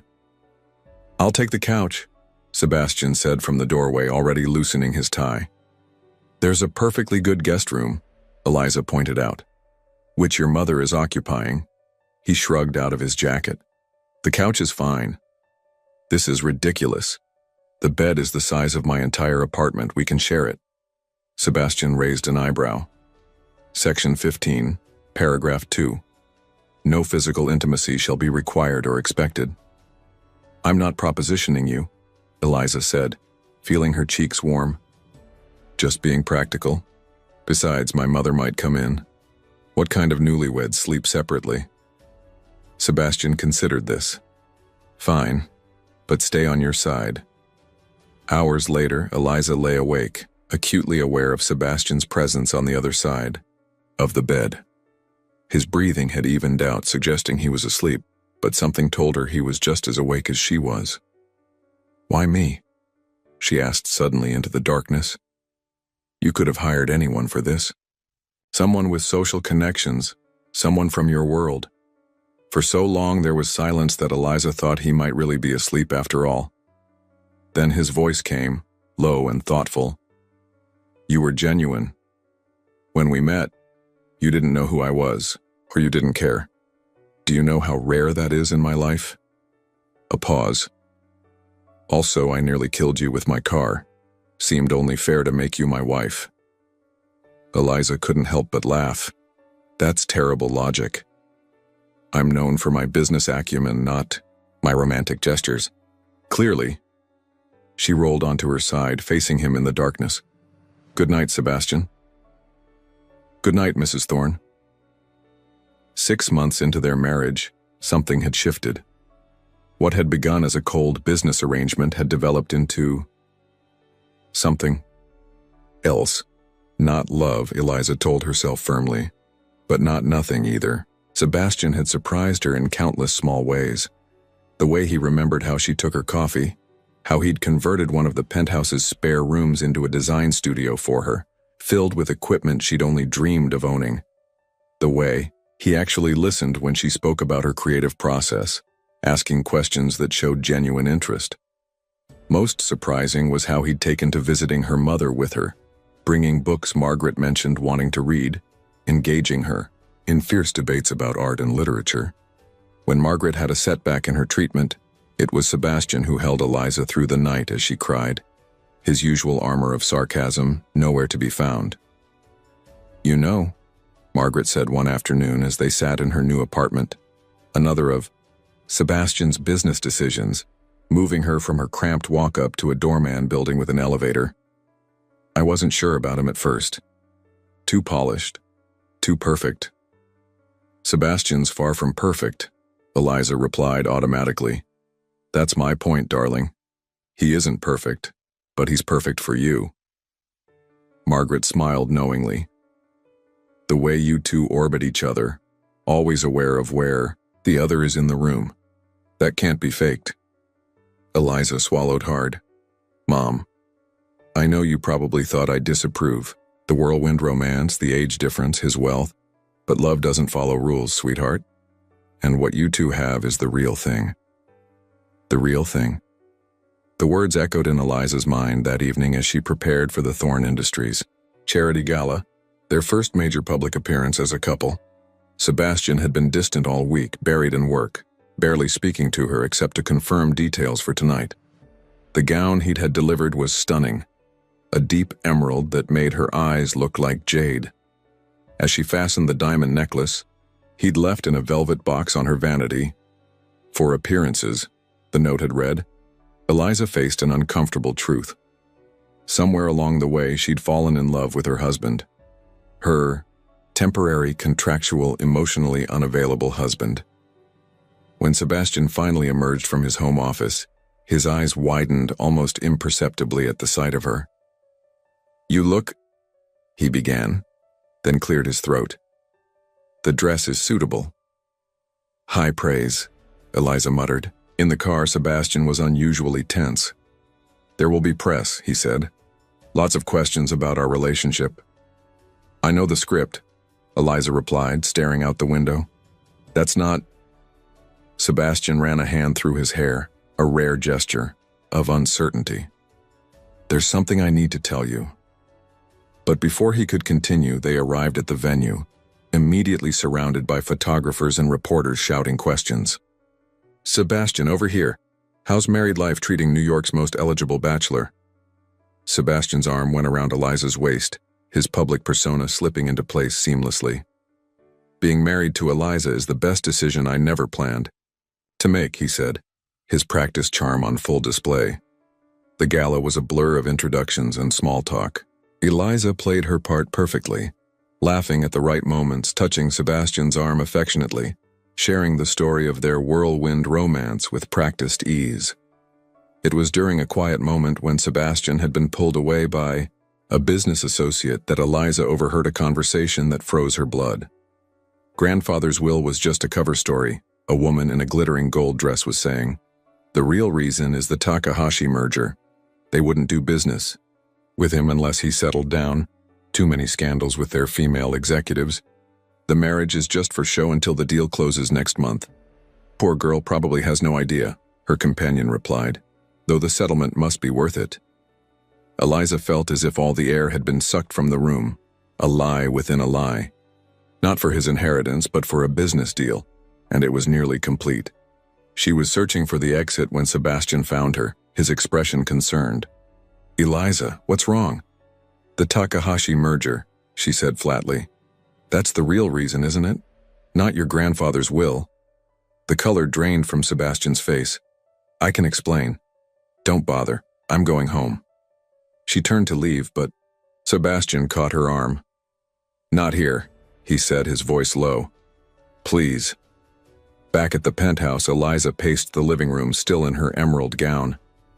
"Were you ever going to tell me? Or just serve me divorce papers once the deal closed?" "That's not..." Sebastian loosened his tie in frustration. "Yes, the merger was the initial reason, but things changed." "What changed, Sebastian? The contract? Because I don't recall seeing actual honesty in any of the clauses." "I changed," he shouted, shocking them both with his vehemence. "I changed. Eliza, I didn't expect this. Any of this." He gestured between them, his composure cracking. "I didn't expect you." Eliza shook her head, tears threatening. "More lies." "No." Sebastian moved closer, his voice dropping. "The lie was pretending this was just business. The lie was telling myself I wasn't falling in love with you." Eliza's heart stuttered. "What did you say?" "I love you." The word seemed to surprise him as much as her. "God help me, I love you, Eliza. I think I have since you yelled at me in the rain. But the contract, tear it up. Burn it." He took her hands in his. "The merger closed last week. I didn't tell you because I was afraid. Afraid you'd leave. That you were just fulfilling your obligation." Eliza stared at him, searching his face for any sign of deception. "How do I know this isn't just another performance?" Sebastian released her hands and stepped back. "You're right. You don't."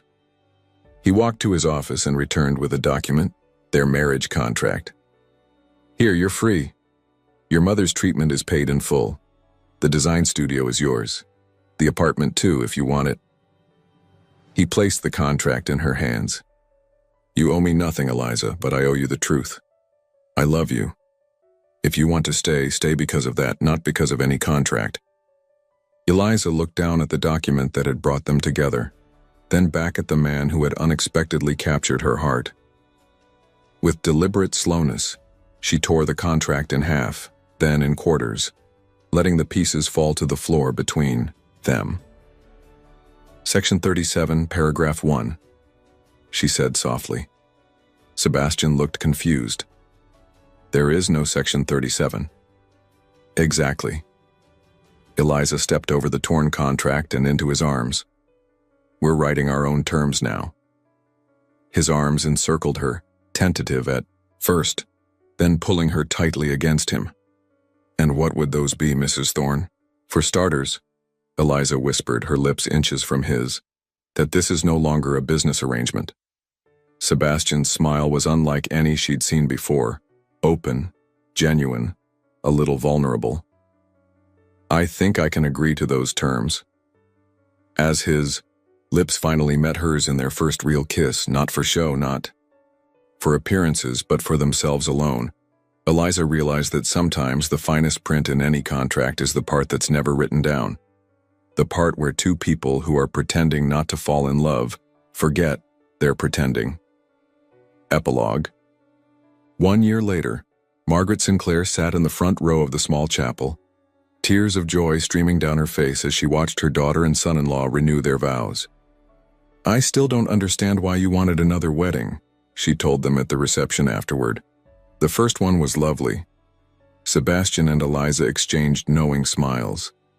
"The first one was missing something essential," Sebastian said, his arm around Eliza's waist. Not for show, but because he couldn't bear not to touch her. "What's that?" Margaret asked.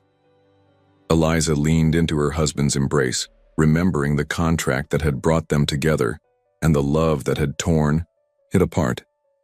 "The right paperwork," she said with a laugh. "But we figured it out eventually."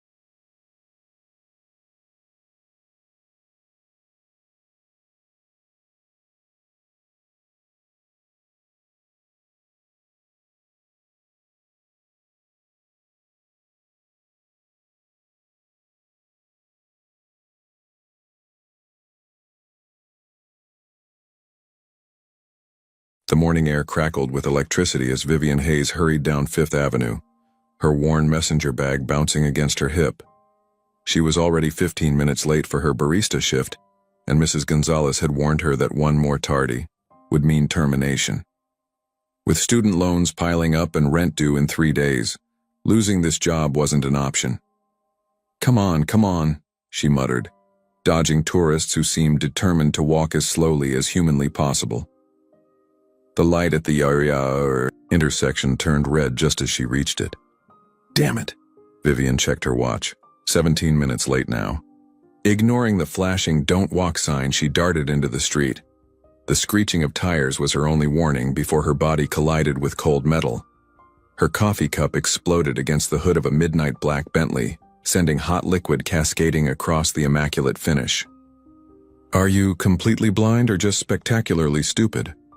A sharp British voice cut through her daze as she regained her balance. Vivian looked up to see an impeccably dressed man emerging from the Bentley's back seat. Everything about him screamed money, from his tailored Armani suit to his hand-stitched Oxford shoes. His face might have been handsome if it weren't contorted with rage. You just ruined a $250,000 paint job, he snarled, brushing invisible dust from his sleeve. Do you have any idea who I am? The small crowd that had gathered began whispering. Vivian caught fragments. Maxwell Blackwood, and richest man in Manhattan. I don't care if you're the King of England, Vivian retorted, trying to salvage what was left of her pride. You nearly hit me. Maxwell's eyes narrowed dangerously. Actually, you ran in front of my car against the light like some deranged squirrel. He pulled out his phone. What's your name? My lawyers will be in touch about damages. Vivian laughed, a sharp, bitter sound. Damages? I'm working 3 jobs to make rent, and you want to sue me over car polish? Go ahead. You can't get blood from a stone. Something in Maxwell's expression shifted. Surprised perhaps that someone would speak to him this way, he studied her more carefully, taking in her mismatched thrift store clothes and defiant green eyes. 3 jobs, you say? His tone shifted to something more calculating, yet still so carelessly late that you'd risk your life to save a few minutes? Some of us have actual problems, Vivian shot back, already backing away.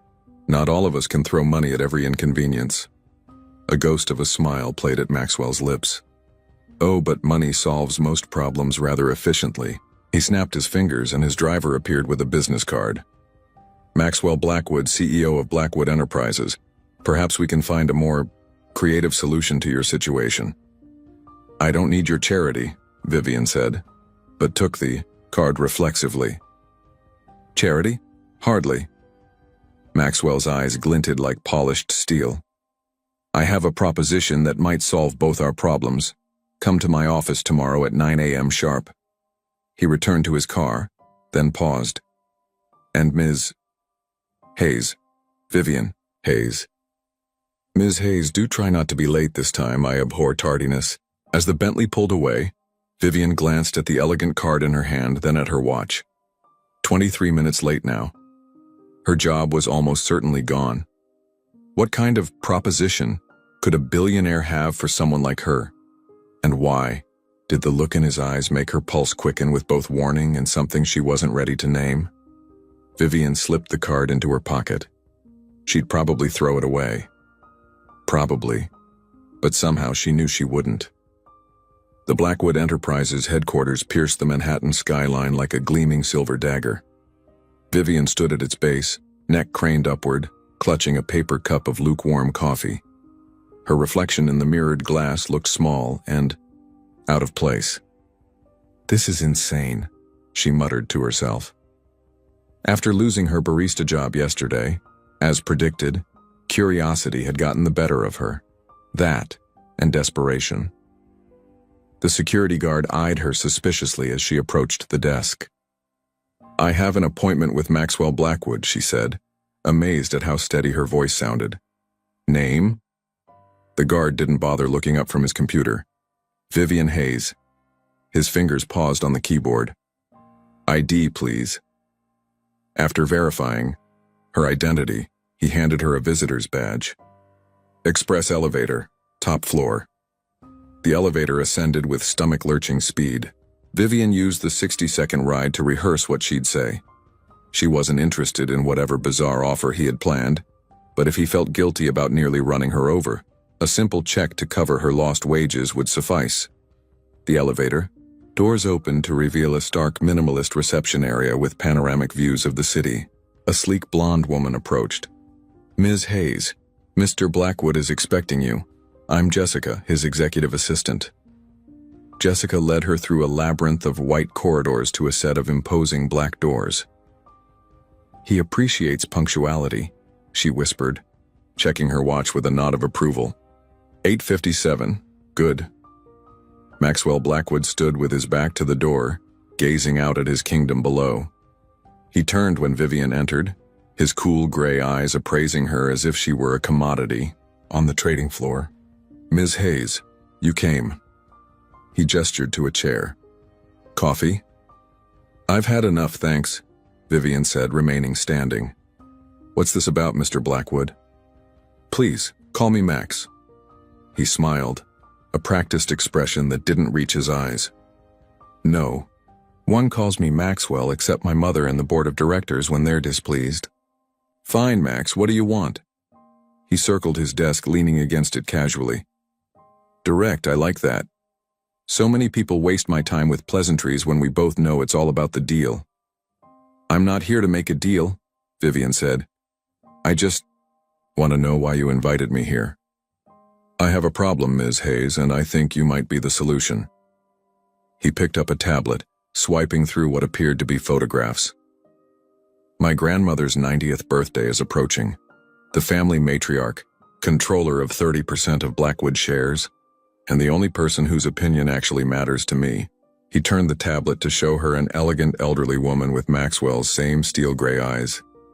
"She's been concerned about my public image. The tabloids call me Manhattan's most heartless bachelor.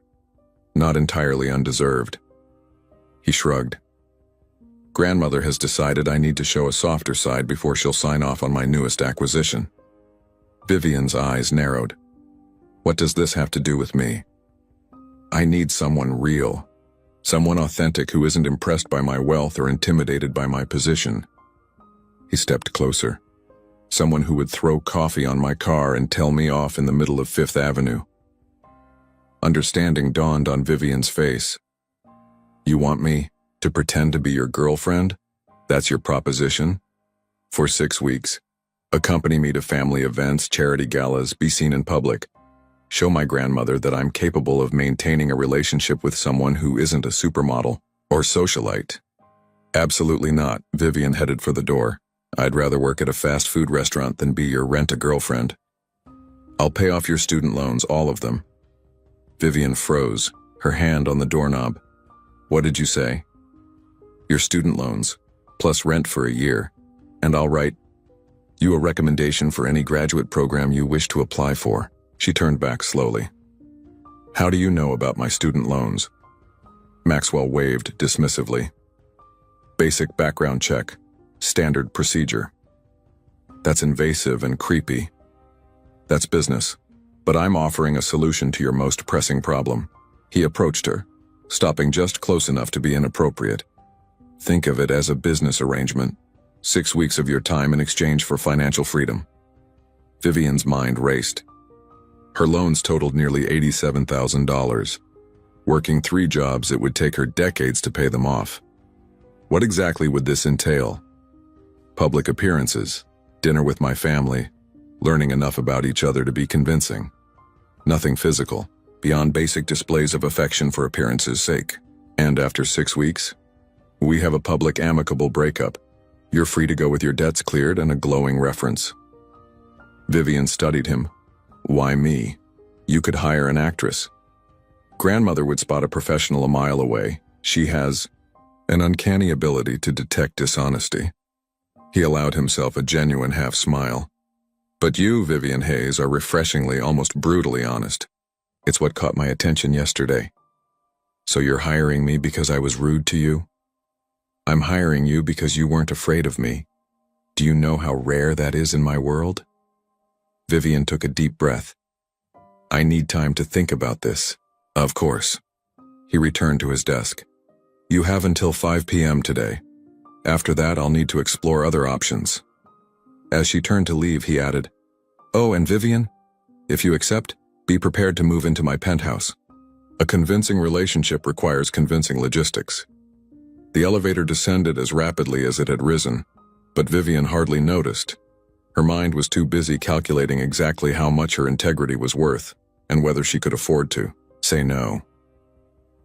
This isn't a penthouse, it's a small country, Vivian murmured as Maxwell's private elevator opened directly into his apartment.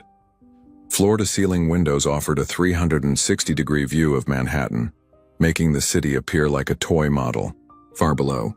It's functional, Maxwell replied with casual indifference, shrugging off his suit jacket and handing it to a waiting staff member who seemed to materialize from nowhere.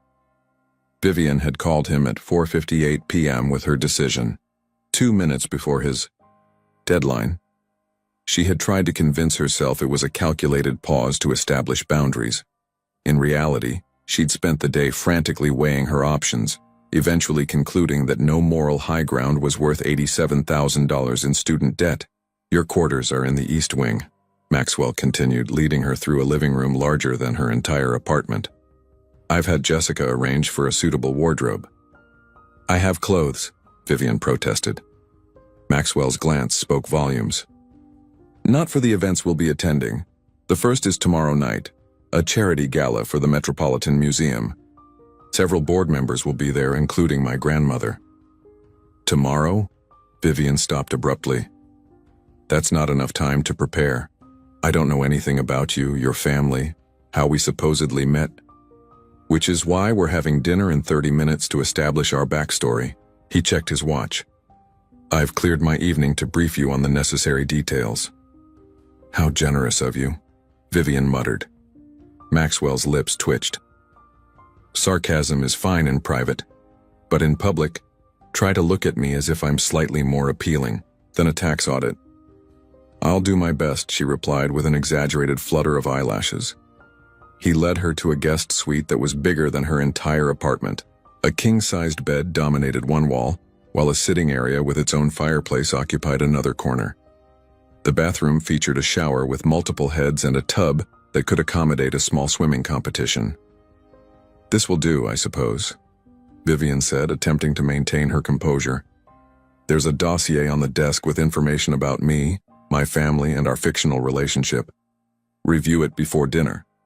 He turned to leave, then paused. The contract is there too. My lawyers prepared it this morning. Standard non-disclosure agreement, terms of payment, duration of our arrangement. You're very efficient. I didn't build Blackwood Enterprises by wasting time. His expression softened fractionally. There's also information about my grandmother, Eleanor Blackwood. She's important to me. For the first time, Vivian glimpsed something beyond the cool, calculated businessman. You really care about her opinion. She raised me after my parents died, he said, the admission seeming to surprise even him. Car accident. I was 8.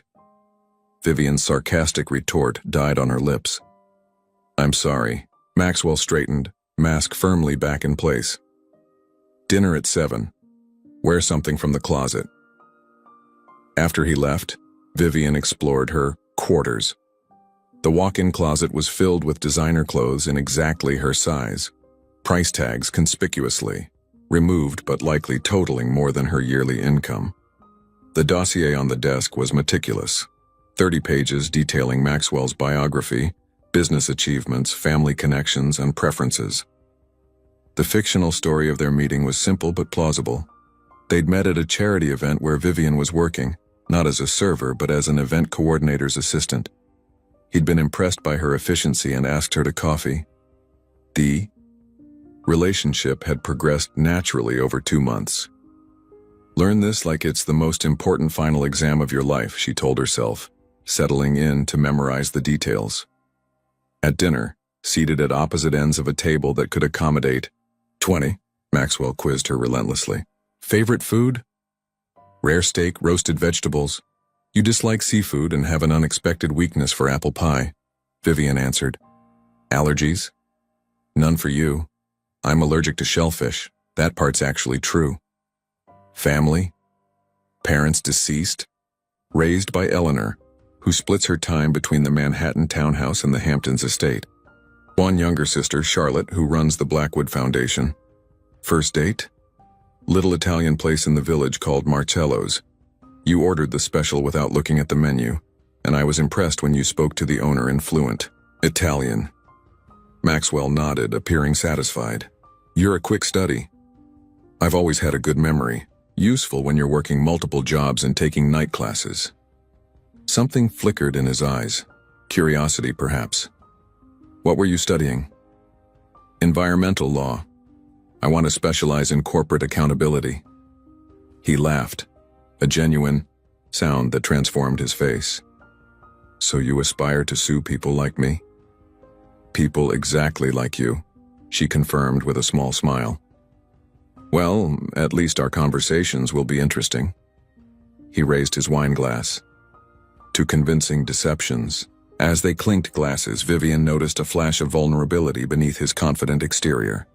For just a moment, Maxwell Blackwood looked like a man who'd built walls so high he'd forgotten there was a world outside them. Why does your grandmother think you need a relationship? Vivian asked suddenly. What does proving you can date someone like me have to do with business acquisitions? Maxwell set down his glass carefully. Blackwood started as a family company.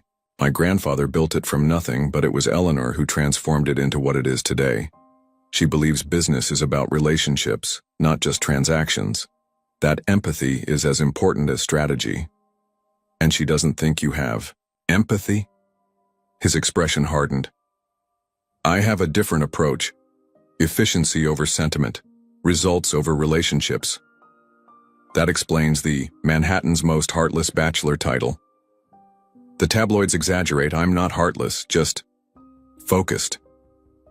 Vivian studied him, this man who approached romance like a business merger. Has there ever been anyone real, someone you actually cared about? For a moment, Maxwell looked genuinely startled by the question. Then his expression closed off again. We should review tomorrow's event, he said, changing the subject. The guest list includes several key investors. As he spoke about business strategies and networking opportunities, Vivian wondered what it would take to crack the polished exterior of Maxwell Blackwood, and whether she actually wanted to see what lay beneath. The Metropolitan Museum of Art glowed like a jewel box against the night sky.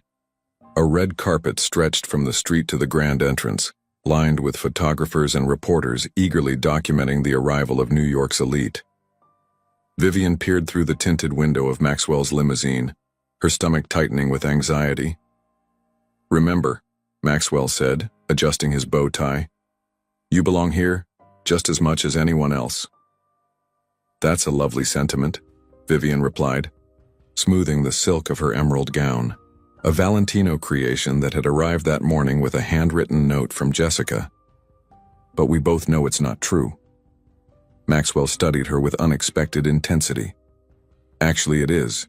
This world of privilege and excess? It's largely performance. Half the people here are desperately trying to convince the other half that they belong.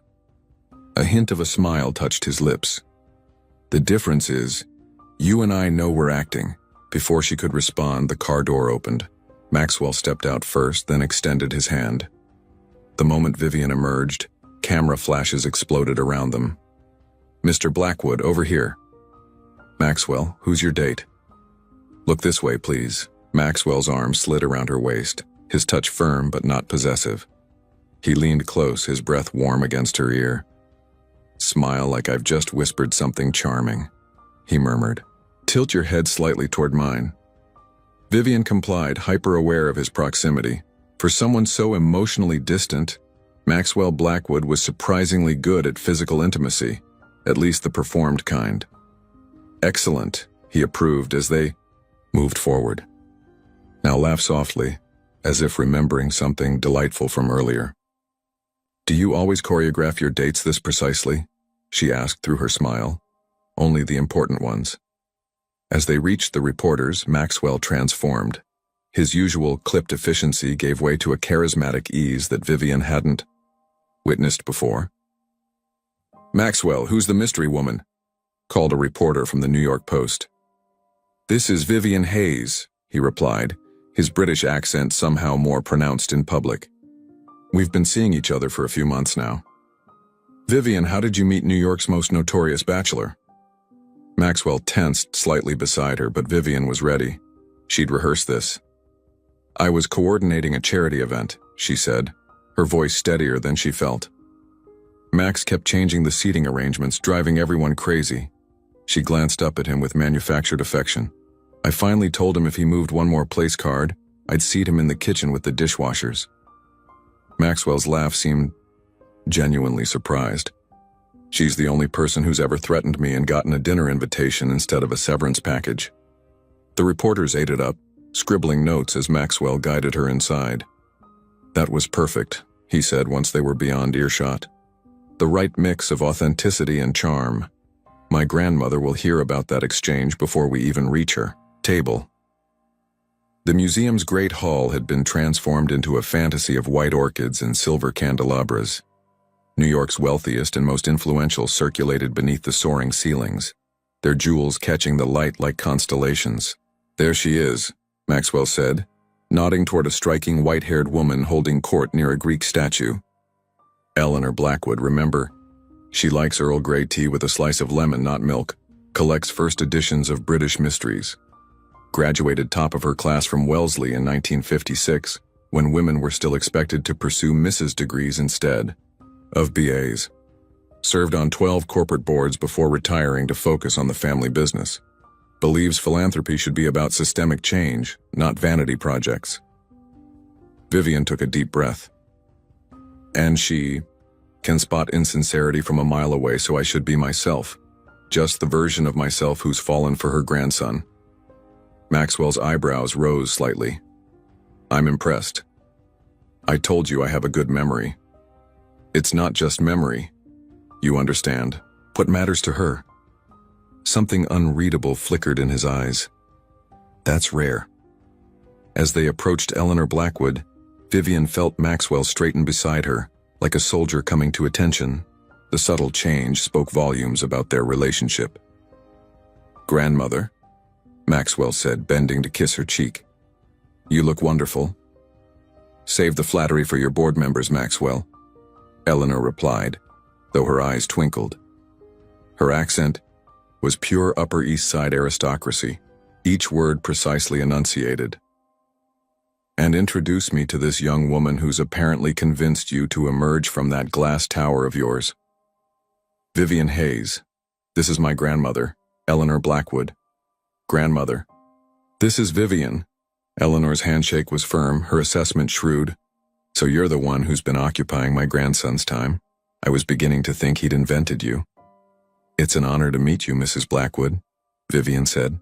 "Your work with educational initiatives for young women is inspiring." Eleanor's eyebrows rose. "You're familiar with my foundation work?"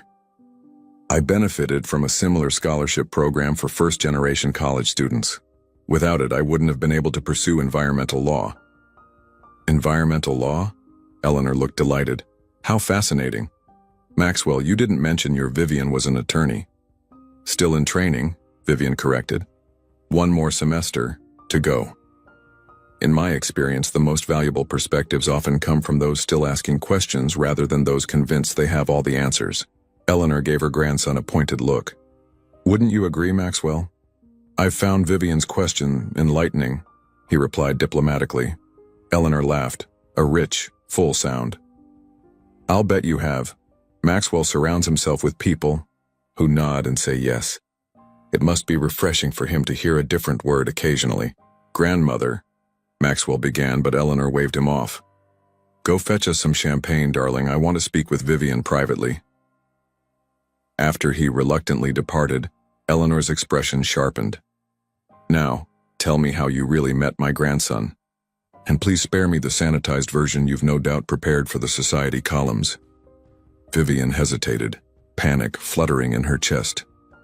The dossier hadn't prepared her for direct interrogation from Eleanor. The truth, dear.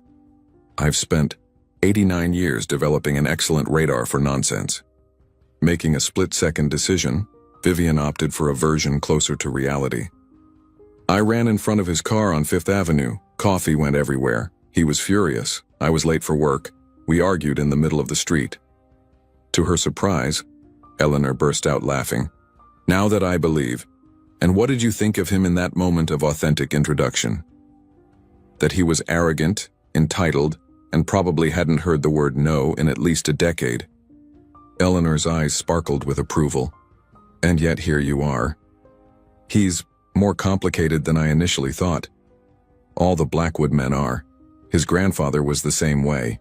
Prickly exterior hiding a depth most people never bothered to discover. Eleanor took Vivian's hand. Maxwell doesn't let people in easily. Not since his parents died.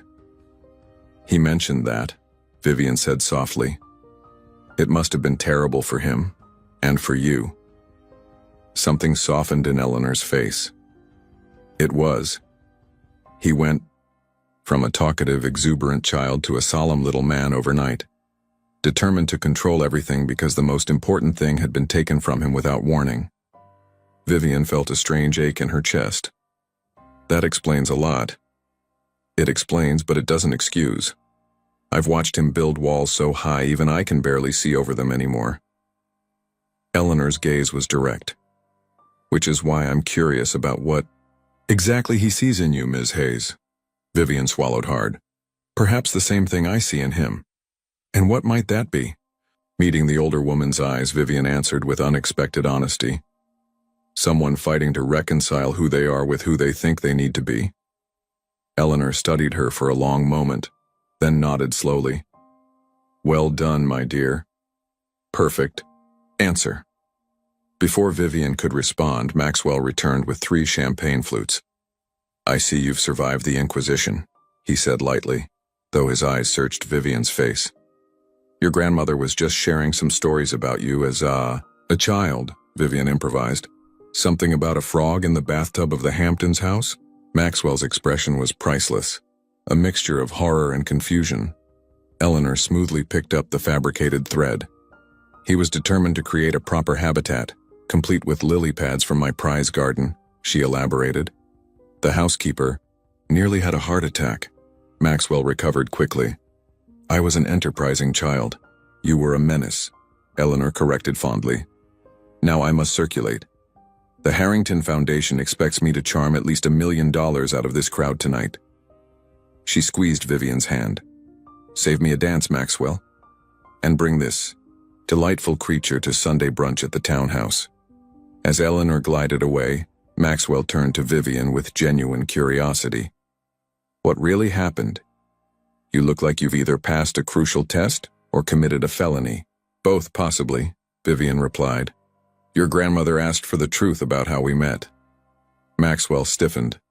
And you told her a version of it. The coffee, the argument, but not the arrangement. Vivian sipped her champagne. She seemed to approve, oddly enough. He relaxed marginally. Grandmother appreciates authenticity even when it's uncomfortable. His eyes scanned the room. We should mingle. Several board members are watching us with unseemly interest. The next few hours passed in a blur of introductions and carefully calibrated interactions. Maxwell guided her through the social labyrinth with surprising attentiveness, always keeping her involved in conversations, his hand resting lightly at the small of her back. To anyone watching, they appeared to be a couple deeply attuned to each other's needs, she softening his sharp edges, he elevating her with his confidence. It was all performance, Vivian reminded herself. Yet she couldn't deny the flutter in her stomach when he pulled her onto the dance floor as a string quartet began playing Gershwin's The Man I Love. I didn't know billionaires could dance, she murmured as he led her flawlessly through the steps. British boarding school, he explained. Ballroom dancing was required, supposedly built character. Did it? It taught me that following the prescribed steps doesn't always prepare you for the improvisation required outside the ballroom. His hand tightened slightly at her waist. You're a natural, though. Community center classes in high school. My mom insisted. The memory brought an unexpected pang. She said everyone should know how to dance, regardless of circumstances. Something in her tone caught his attention. Your mother sounds wise. She was, Vivian said quietly. Cancer 3 years ago. Maxwell missed a step, the first imperfection in his otherwise flawless performance. I didn't know. It wasn't in the dossier, she said, attempting lightness, not relevant to our arrangement. He studied her face. I disagree. For a moment, they simply moved together, the practiced steps creating an illusion of harmony between two people from entirely different worlds. This charade, Maxwell said suddenly, his voice low. It's convincing because there's truth woven through it. The best deceptions always contain elements of authenticity. Is that a business strategy? Or a personal philosophy? His smile held unexpected melancholy. Both, perhaps. He guided her into a turn, their bodies moving closer together than strictly necessary. You understand loss. It changes how you move through the world. It does, she agreed, surprised by his insight. But differently for each person. How did it change you? The question caught her off guard, intimate in a way their physical proximity wasn't. It made me impatient with pretense. Life's too short for anything but the truth. She met his gaze. How did it change you? For several beats, Maxwell said nothing, his expression unreadable. Then, with clinical precision, he answered, It taught me that attachment is a vulnerability best avoided. Emotional distance is the most efficient protection against pain. The honesty was startling, a crack in his perfect facade. Before Vivian could respond, the music ended. Maxwell stepped back, the moment broken. Congratulations, he said, his business mask firmly back in place. You've survived your first high society event. The board members are suitably impressed. My grandmother is enchanted, and tomorrow's society pages will undoubtedly declare us Manhattan's new power couple. But as they moved through the rest of the evening, Vivian found herself watching Maxwell with new eyes. Behind his practiced charm and calculated efficiency, she glimpsed something she hadn't expected. A lonely boy who had learned to mistake isolation for strength. And for the first time since their arrangement began, she wondered if 6 weeks would be enough to untangle the complex web they were weaving, and whether either of them would emerge from it unchanged. 5 weeks had transformed Vivian's life into something unrecognizable. She'd attended galas and charity auctions, weekend retreats in the Hamptons, and Sunday brunches at Eleanor's townhouse. She'd mastered the art of small talk with senators and tech moguls, learned which fork to use for each course, and grown accustomed to having her every need anticipated by Maxwell's efficient staff. Most surprisingly, she'd grown accustomed to Maxwell himself. Now, sitting in his sleek home office reviewing contracts for his latest acquisition, the one that had sparked this entire charade, Vivian realized how comfortable their routine had become. The environmental impact statement is inadequate, she said, marking a section with a yellow highlighter. If you acquire this company with these practices in place, you're inheriting significant liability. Maxwell looked up from his laptop. I have a team of environmental lawyers who've cleared it. Your team missed this. Vivian pointed to a clause buried in the appendix. Their waste disposal protocols violate 3 EPA regulations that were updated last quarter. When these violations come to light, and they will, the fines alone would erase your projected first-year profits. Maxwell studied the passage, then reached for his phone. Jessica, get Roberts on the line. Tell him I need a complete reassessment of the Westfield environmental compliance, with particular attention to the updated EPA regulations. He hung up and gave Vivian an appreciative nod. Good catch. Just doing my part to protect the Blackwood Empire? She replied with a hint of irony. Is that what we're calling it now? His lips curved in what Vivian had come to recognize as a genuine smile, rare in the beginning, increasingly frequent as the weeks passed.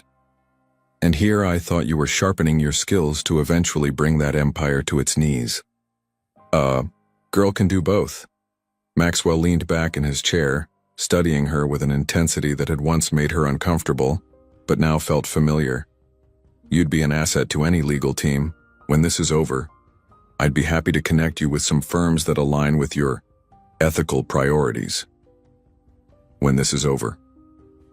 The words hung between them, a reminder of what they both seemed determined to forget. That their relationship had an expiration date. In just 1 week, their arrangement would conclude. The contract would be fulfilled.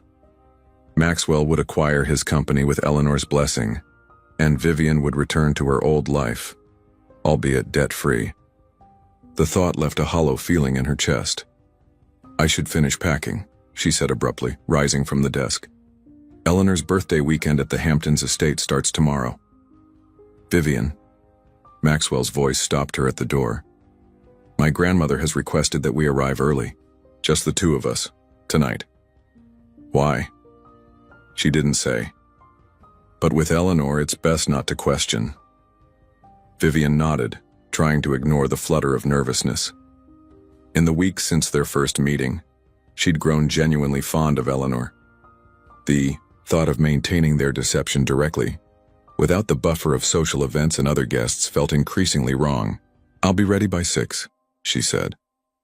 The drive to the Hamptons was uncharacteristically quiet. Maxwell worked on his tablet while Vivian watched the landscape change from urban to rural, the sprawling estates growing more impressive as they neared the coast.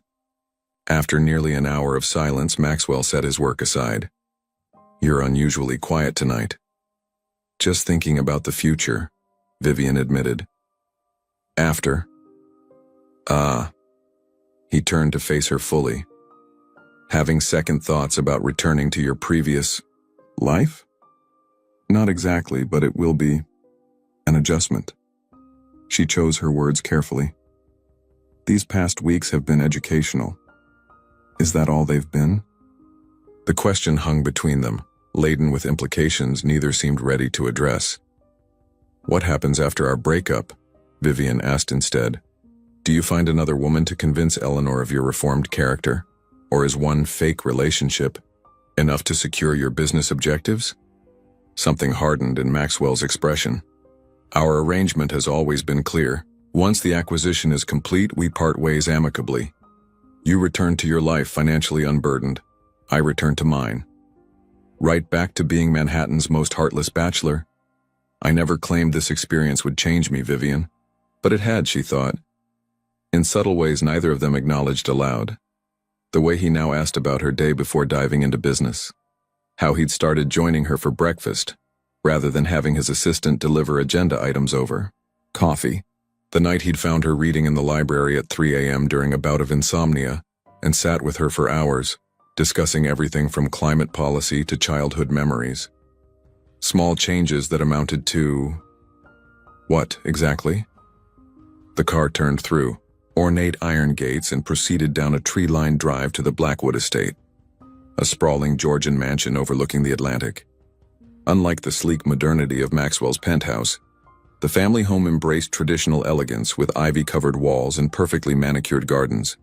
Eleanor greeted them on the front steps, elegant as always in tailored slacks and a cashmere sweater.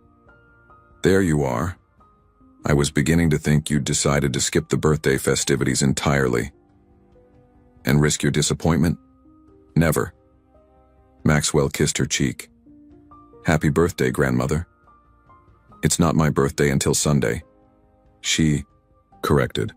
But thank you for indulging my request for an early arrival. She linked her arm through Vivian's. I've asked the staff to serve dinner on the terrace. The sunset over the water is particularly beautiful tonight.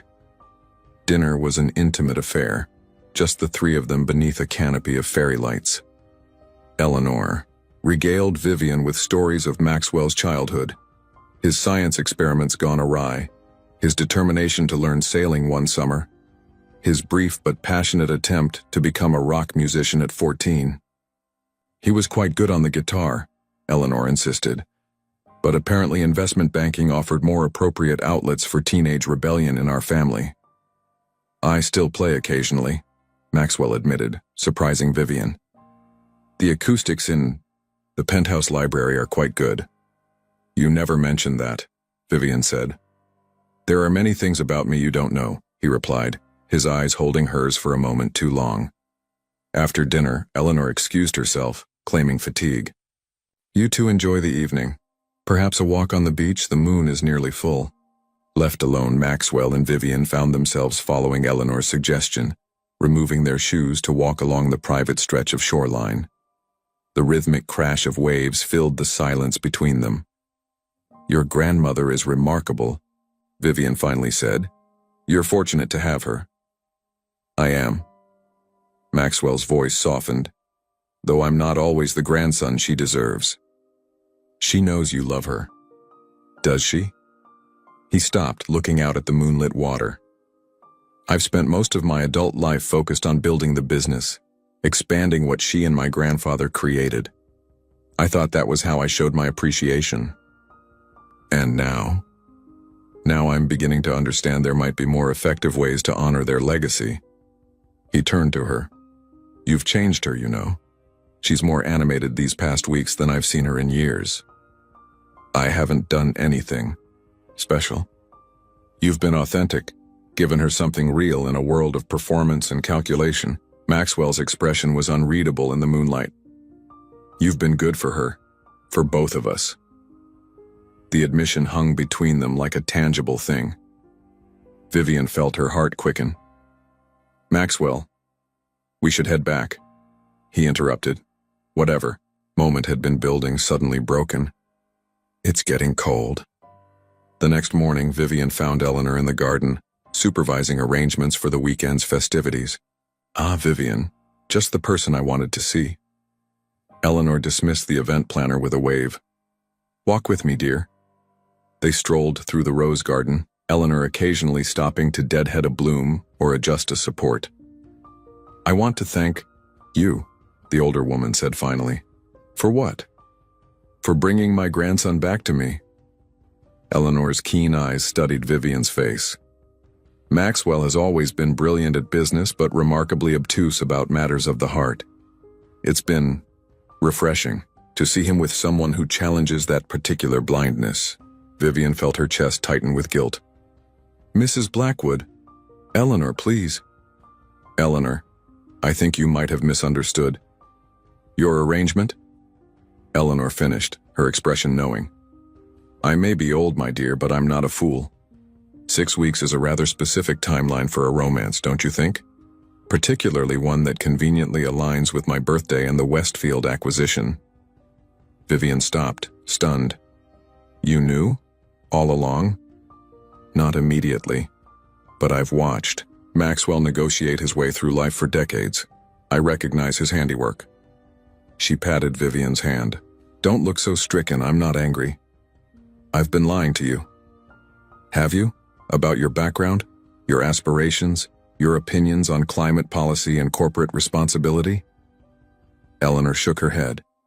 No, I think those have been refreshingly honest. The nature of your relationship with Maxwell may have begun as a charade, but what's developed between you is quite real. We have a contract, Vivian said weakly. Contracts can be renegotiated. Eleanor smiled. That's business lesson number 1. It's not that simple. Love rarely is. Eleanor reached out to touch a particularly vibrant rose. Do you know why I insisted on approving Maxwell's acquisition? It wasn't about the business strategy. The boy could run circles around me in that department by the time he was 25. Then why? Because I watched him turn himself into a machine after his parents died, precise, efficient, and utterly isolated. I wanted him to prove he still had the capacity to connect with another human being before I signed off on expanding his empire. Eleanor's eyes were suddenly fierce. A person who can't form meaningful bonds shouldn't hold that much power over others' lives. Vivian was speechless, the implications of Eleanor's words sinking in. The arrangement may have begun as his idea, Eleanor continued, but something unexpected has happened, hasn't it? For both of you.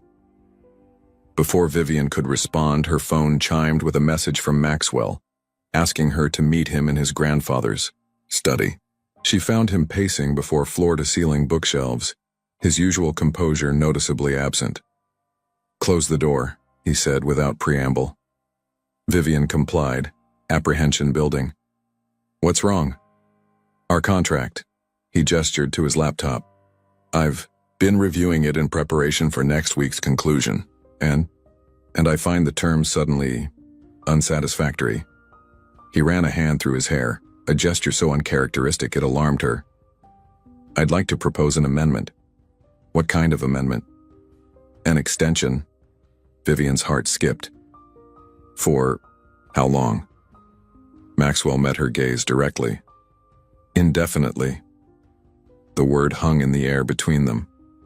Vivian struggled to understand. "You want to continue our arrangement? The public appearances, the pretense?" "No." He stepped closer. "I want to renegotiate. New terms, no pretense."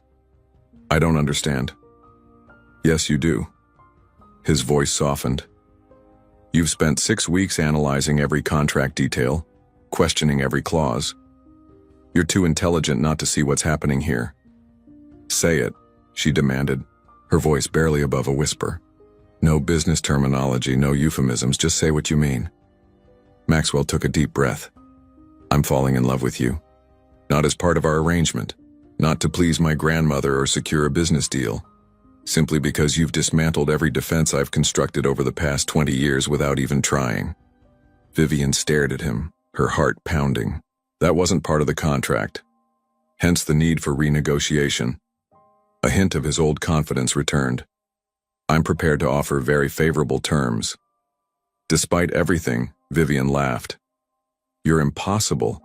Even now you're approaching this like a business deal. Old habits."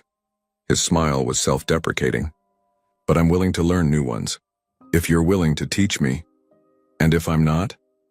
If I walk away next week as planned, then I honor our original agreement. Your loans are paid. Your future is secured. We part as friends, I hope." His expression grew serious. "But I'd be remiss as a businessman if I didn't explore all possible avenues before accepting such a significant loss." "Is that what I'd be? A loss?" Maxwell closed the distance between them, his hands coming to rest lightly on her shoulders. "You would be the one calculation I got catastrophically wrong. The variable I failed to account for. The risk I didn't properly assess." "That's the most romantic thing anyone's ever said to me," Vivian said dryly, though her pulse raced at his proximity. "I told you I need to learn new habits." She studied his face. The face she'd come to know so well over these weeks. The sharp intelligence in his eyes, the slight asymmetry of his smile, the barely perceptible scar at his temple from a childhood sailing accident. "I have terms of my own," she said finally. His eyebrows rose. "I'm listening." "I finished law school. On my own merit, not with Blackwood connections." "Agreed." "I pursue my career goals, including potentially suing corporations like yours when they violate environmental regulations." A smile tugged at his lips. "Potential conflict of interest but negotiable. And most importantly," Vivian continued, "no more walls, no more emotional efficiency, no more treating feelings like inconvenient disruptions to your business plan. That's a significant restructuring of my operational model." His voice was light, but his eyes were serious. "Deal breaker," she said firmly. Maxwell considered her for a long moment. "Counter-proposal. I commit to gradual but consistent progress on emotional availability, with quarterly reviews and measurable benchmarks." Vivian laughed despite herself. "You're incorrigible." "I prefer adaptable." His hands moved from her shoulders to frame her face. "Final offer, Ms. Hayes. I promise to try every day to be worthy of whatever this is between us. No contracts, no arrangements, just us. Finding our way together." "That," Vivian said softly, "sounds like terms I could accept." When he kissed her, there was no audience to perform for, no deception to maintain. Just the simple, startling truth of two people who had found each other in the most unlikely of circumstances. Later that evening, as guests began arriving for the weekend celebration, Eleanor found them on the terrace, hands intertwined as they watched the sunset. "I see negotiations concluded successfully," she observed with a knowing smile. Maxwell looked at his grandmother suspiciously. "You orchestrated this entire situation, didn't you? The acquisition approval, the relationship requirement, it was all a setup." "Don't be ridiculous, darling. I merely created favorable conditions and waited for you to make the logical decision." Eleanor patted his cheek affectionately. "It's what any good businesswoman would do." As Eleanor moved away to greet her guests, Maxwell shook his head in amazement. "I've been outmaneuvered by my own grandmother." "She's quite the strategist," Vivian agreed. "Must run in the family." "Along with an appreciation for women who aren't afraid to challenge us." He squeezed her hand. "I should warn you, a relationship with the Blackwood isn't always easy." Vivian smiled, thinking of the journey that had brought them to this moment, from a coffee-splattered Bentley on Fifth Avenue to a heart open despite its owner's best defenses.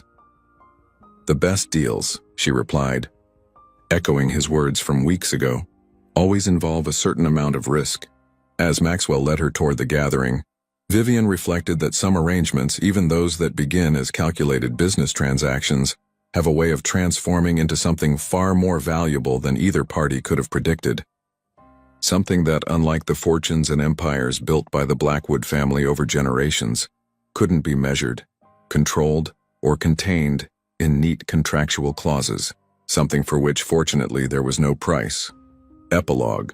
1 year later, Vivian stood in the doorway of Maxwell's, now their penthouse library, watching as he played guitar for Eleanor, who applauded enthusiastically at the conclusion of the impromptu concert. "Bravo!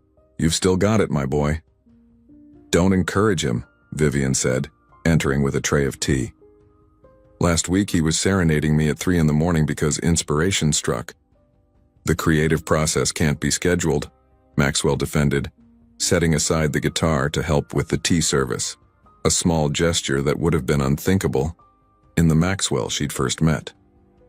"How goes the environmental initiative?" Eleanor asked as Vivian poured. "Surprisingly well. We've got 10 major corporations signed on to the enhanced compliance standards." Vivian glanced at Maxwell. "Including Blackwood Enterprises, which has somehow become the model of corporate environmental responsibility." "Amazing what proper motivation can accomplish," Maxwell remarked, his eyes warm as they met hers.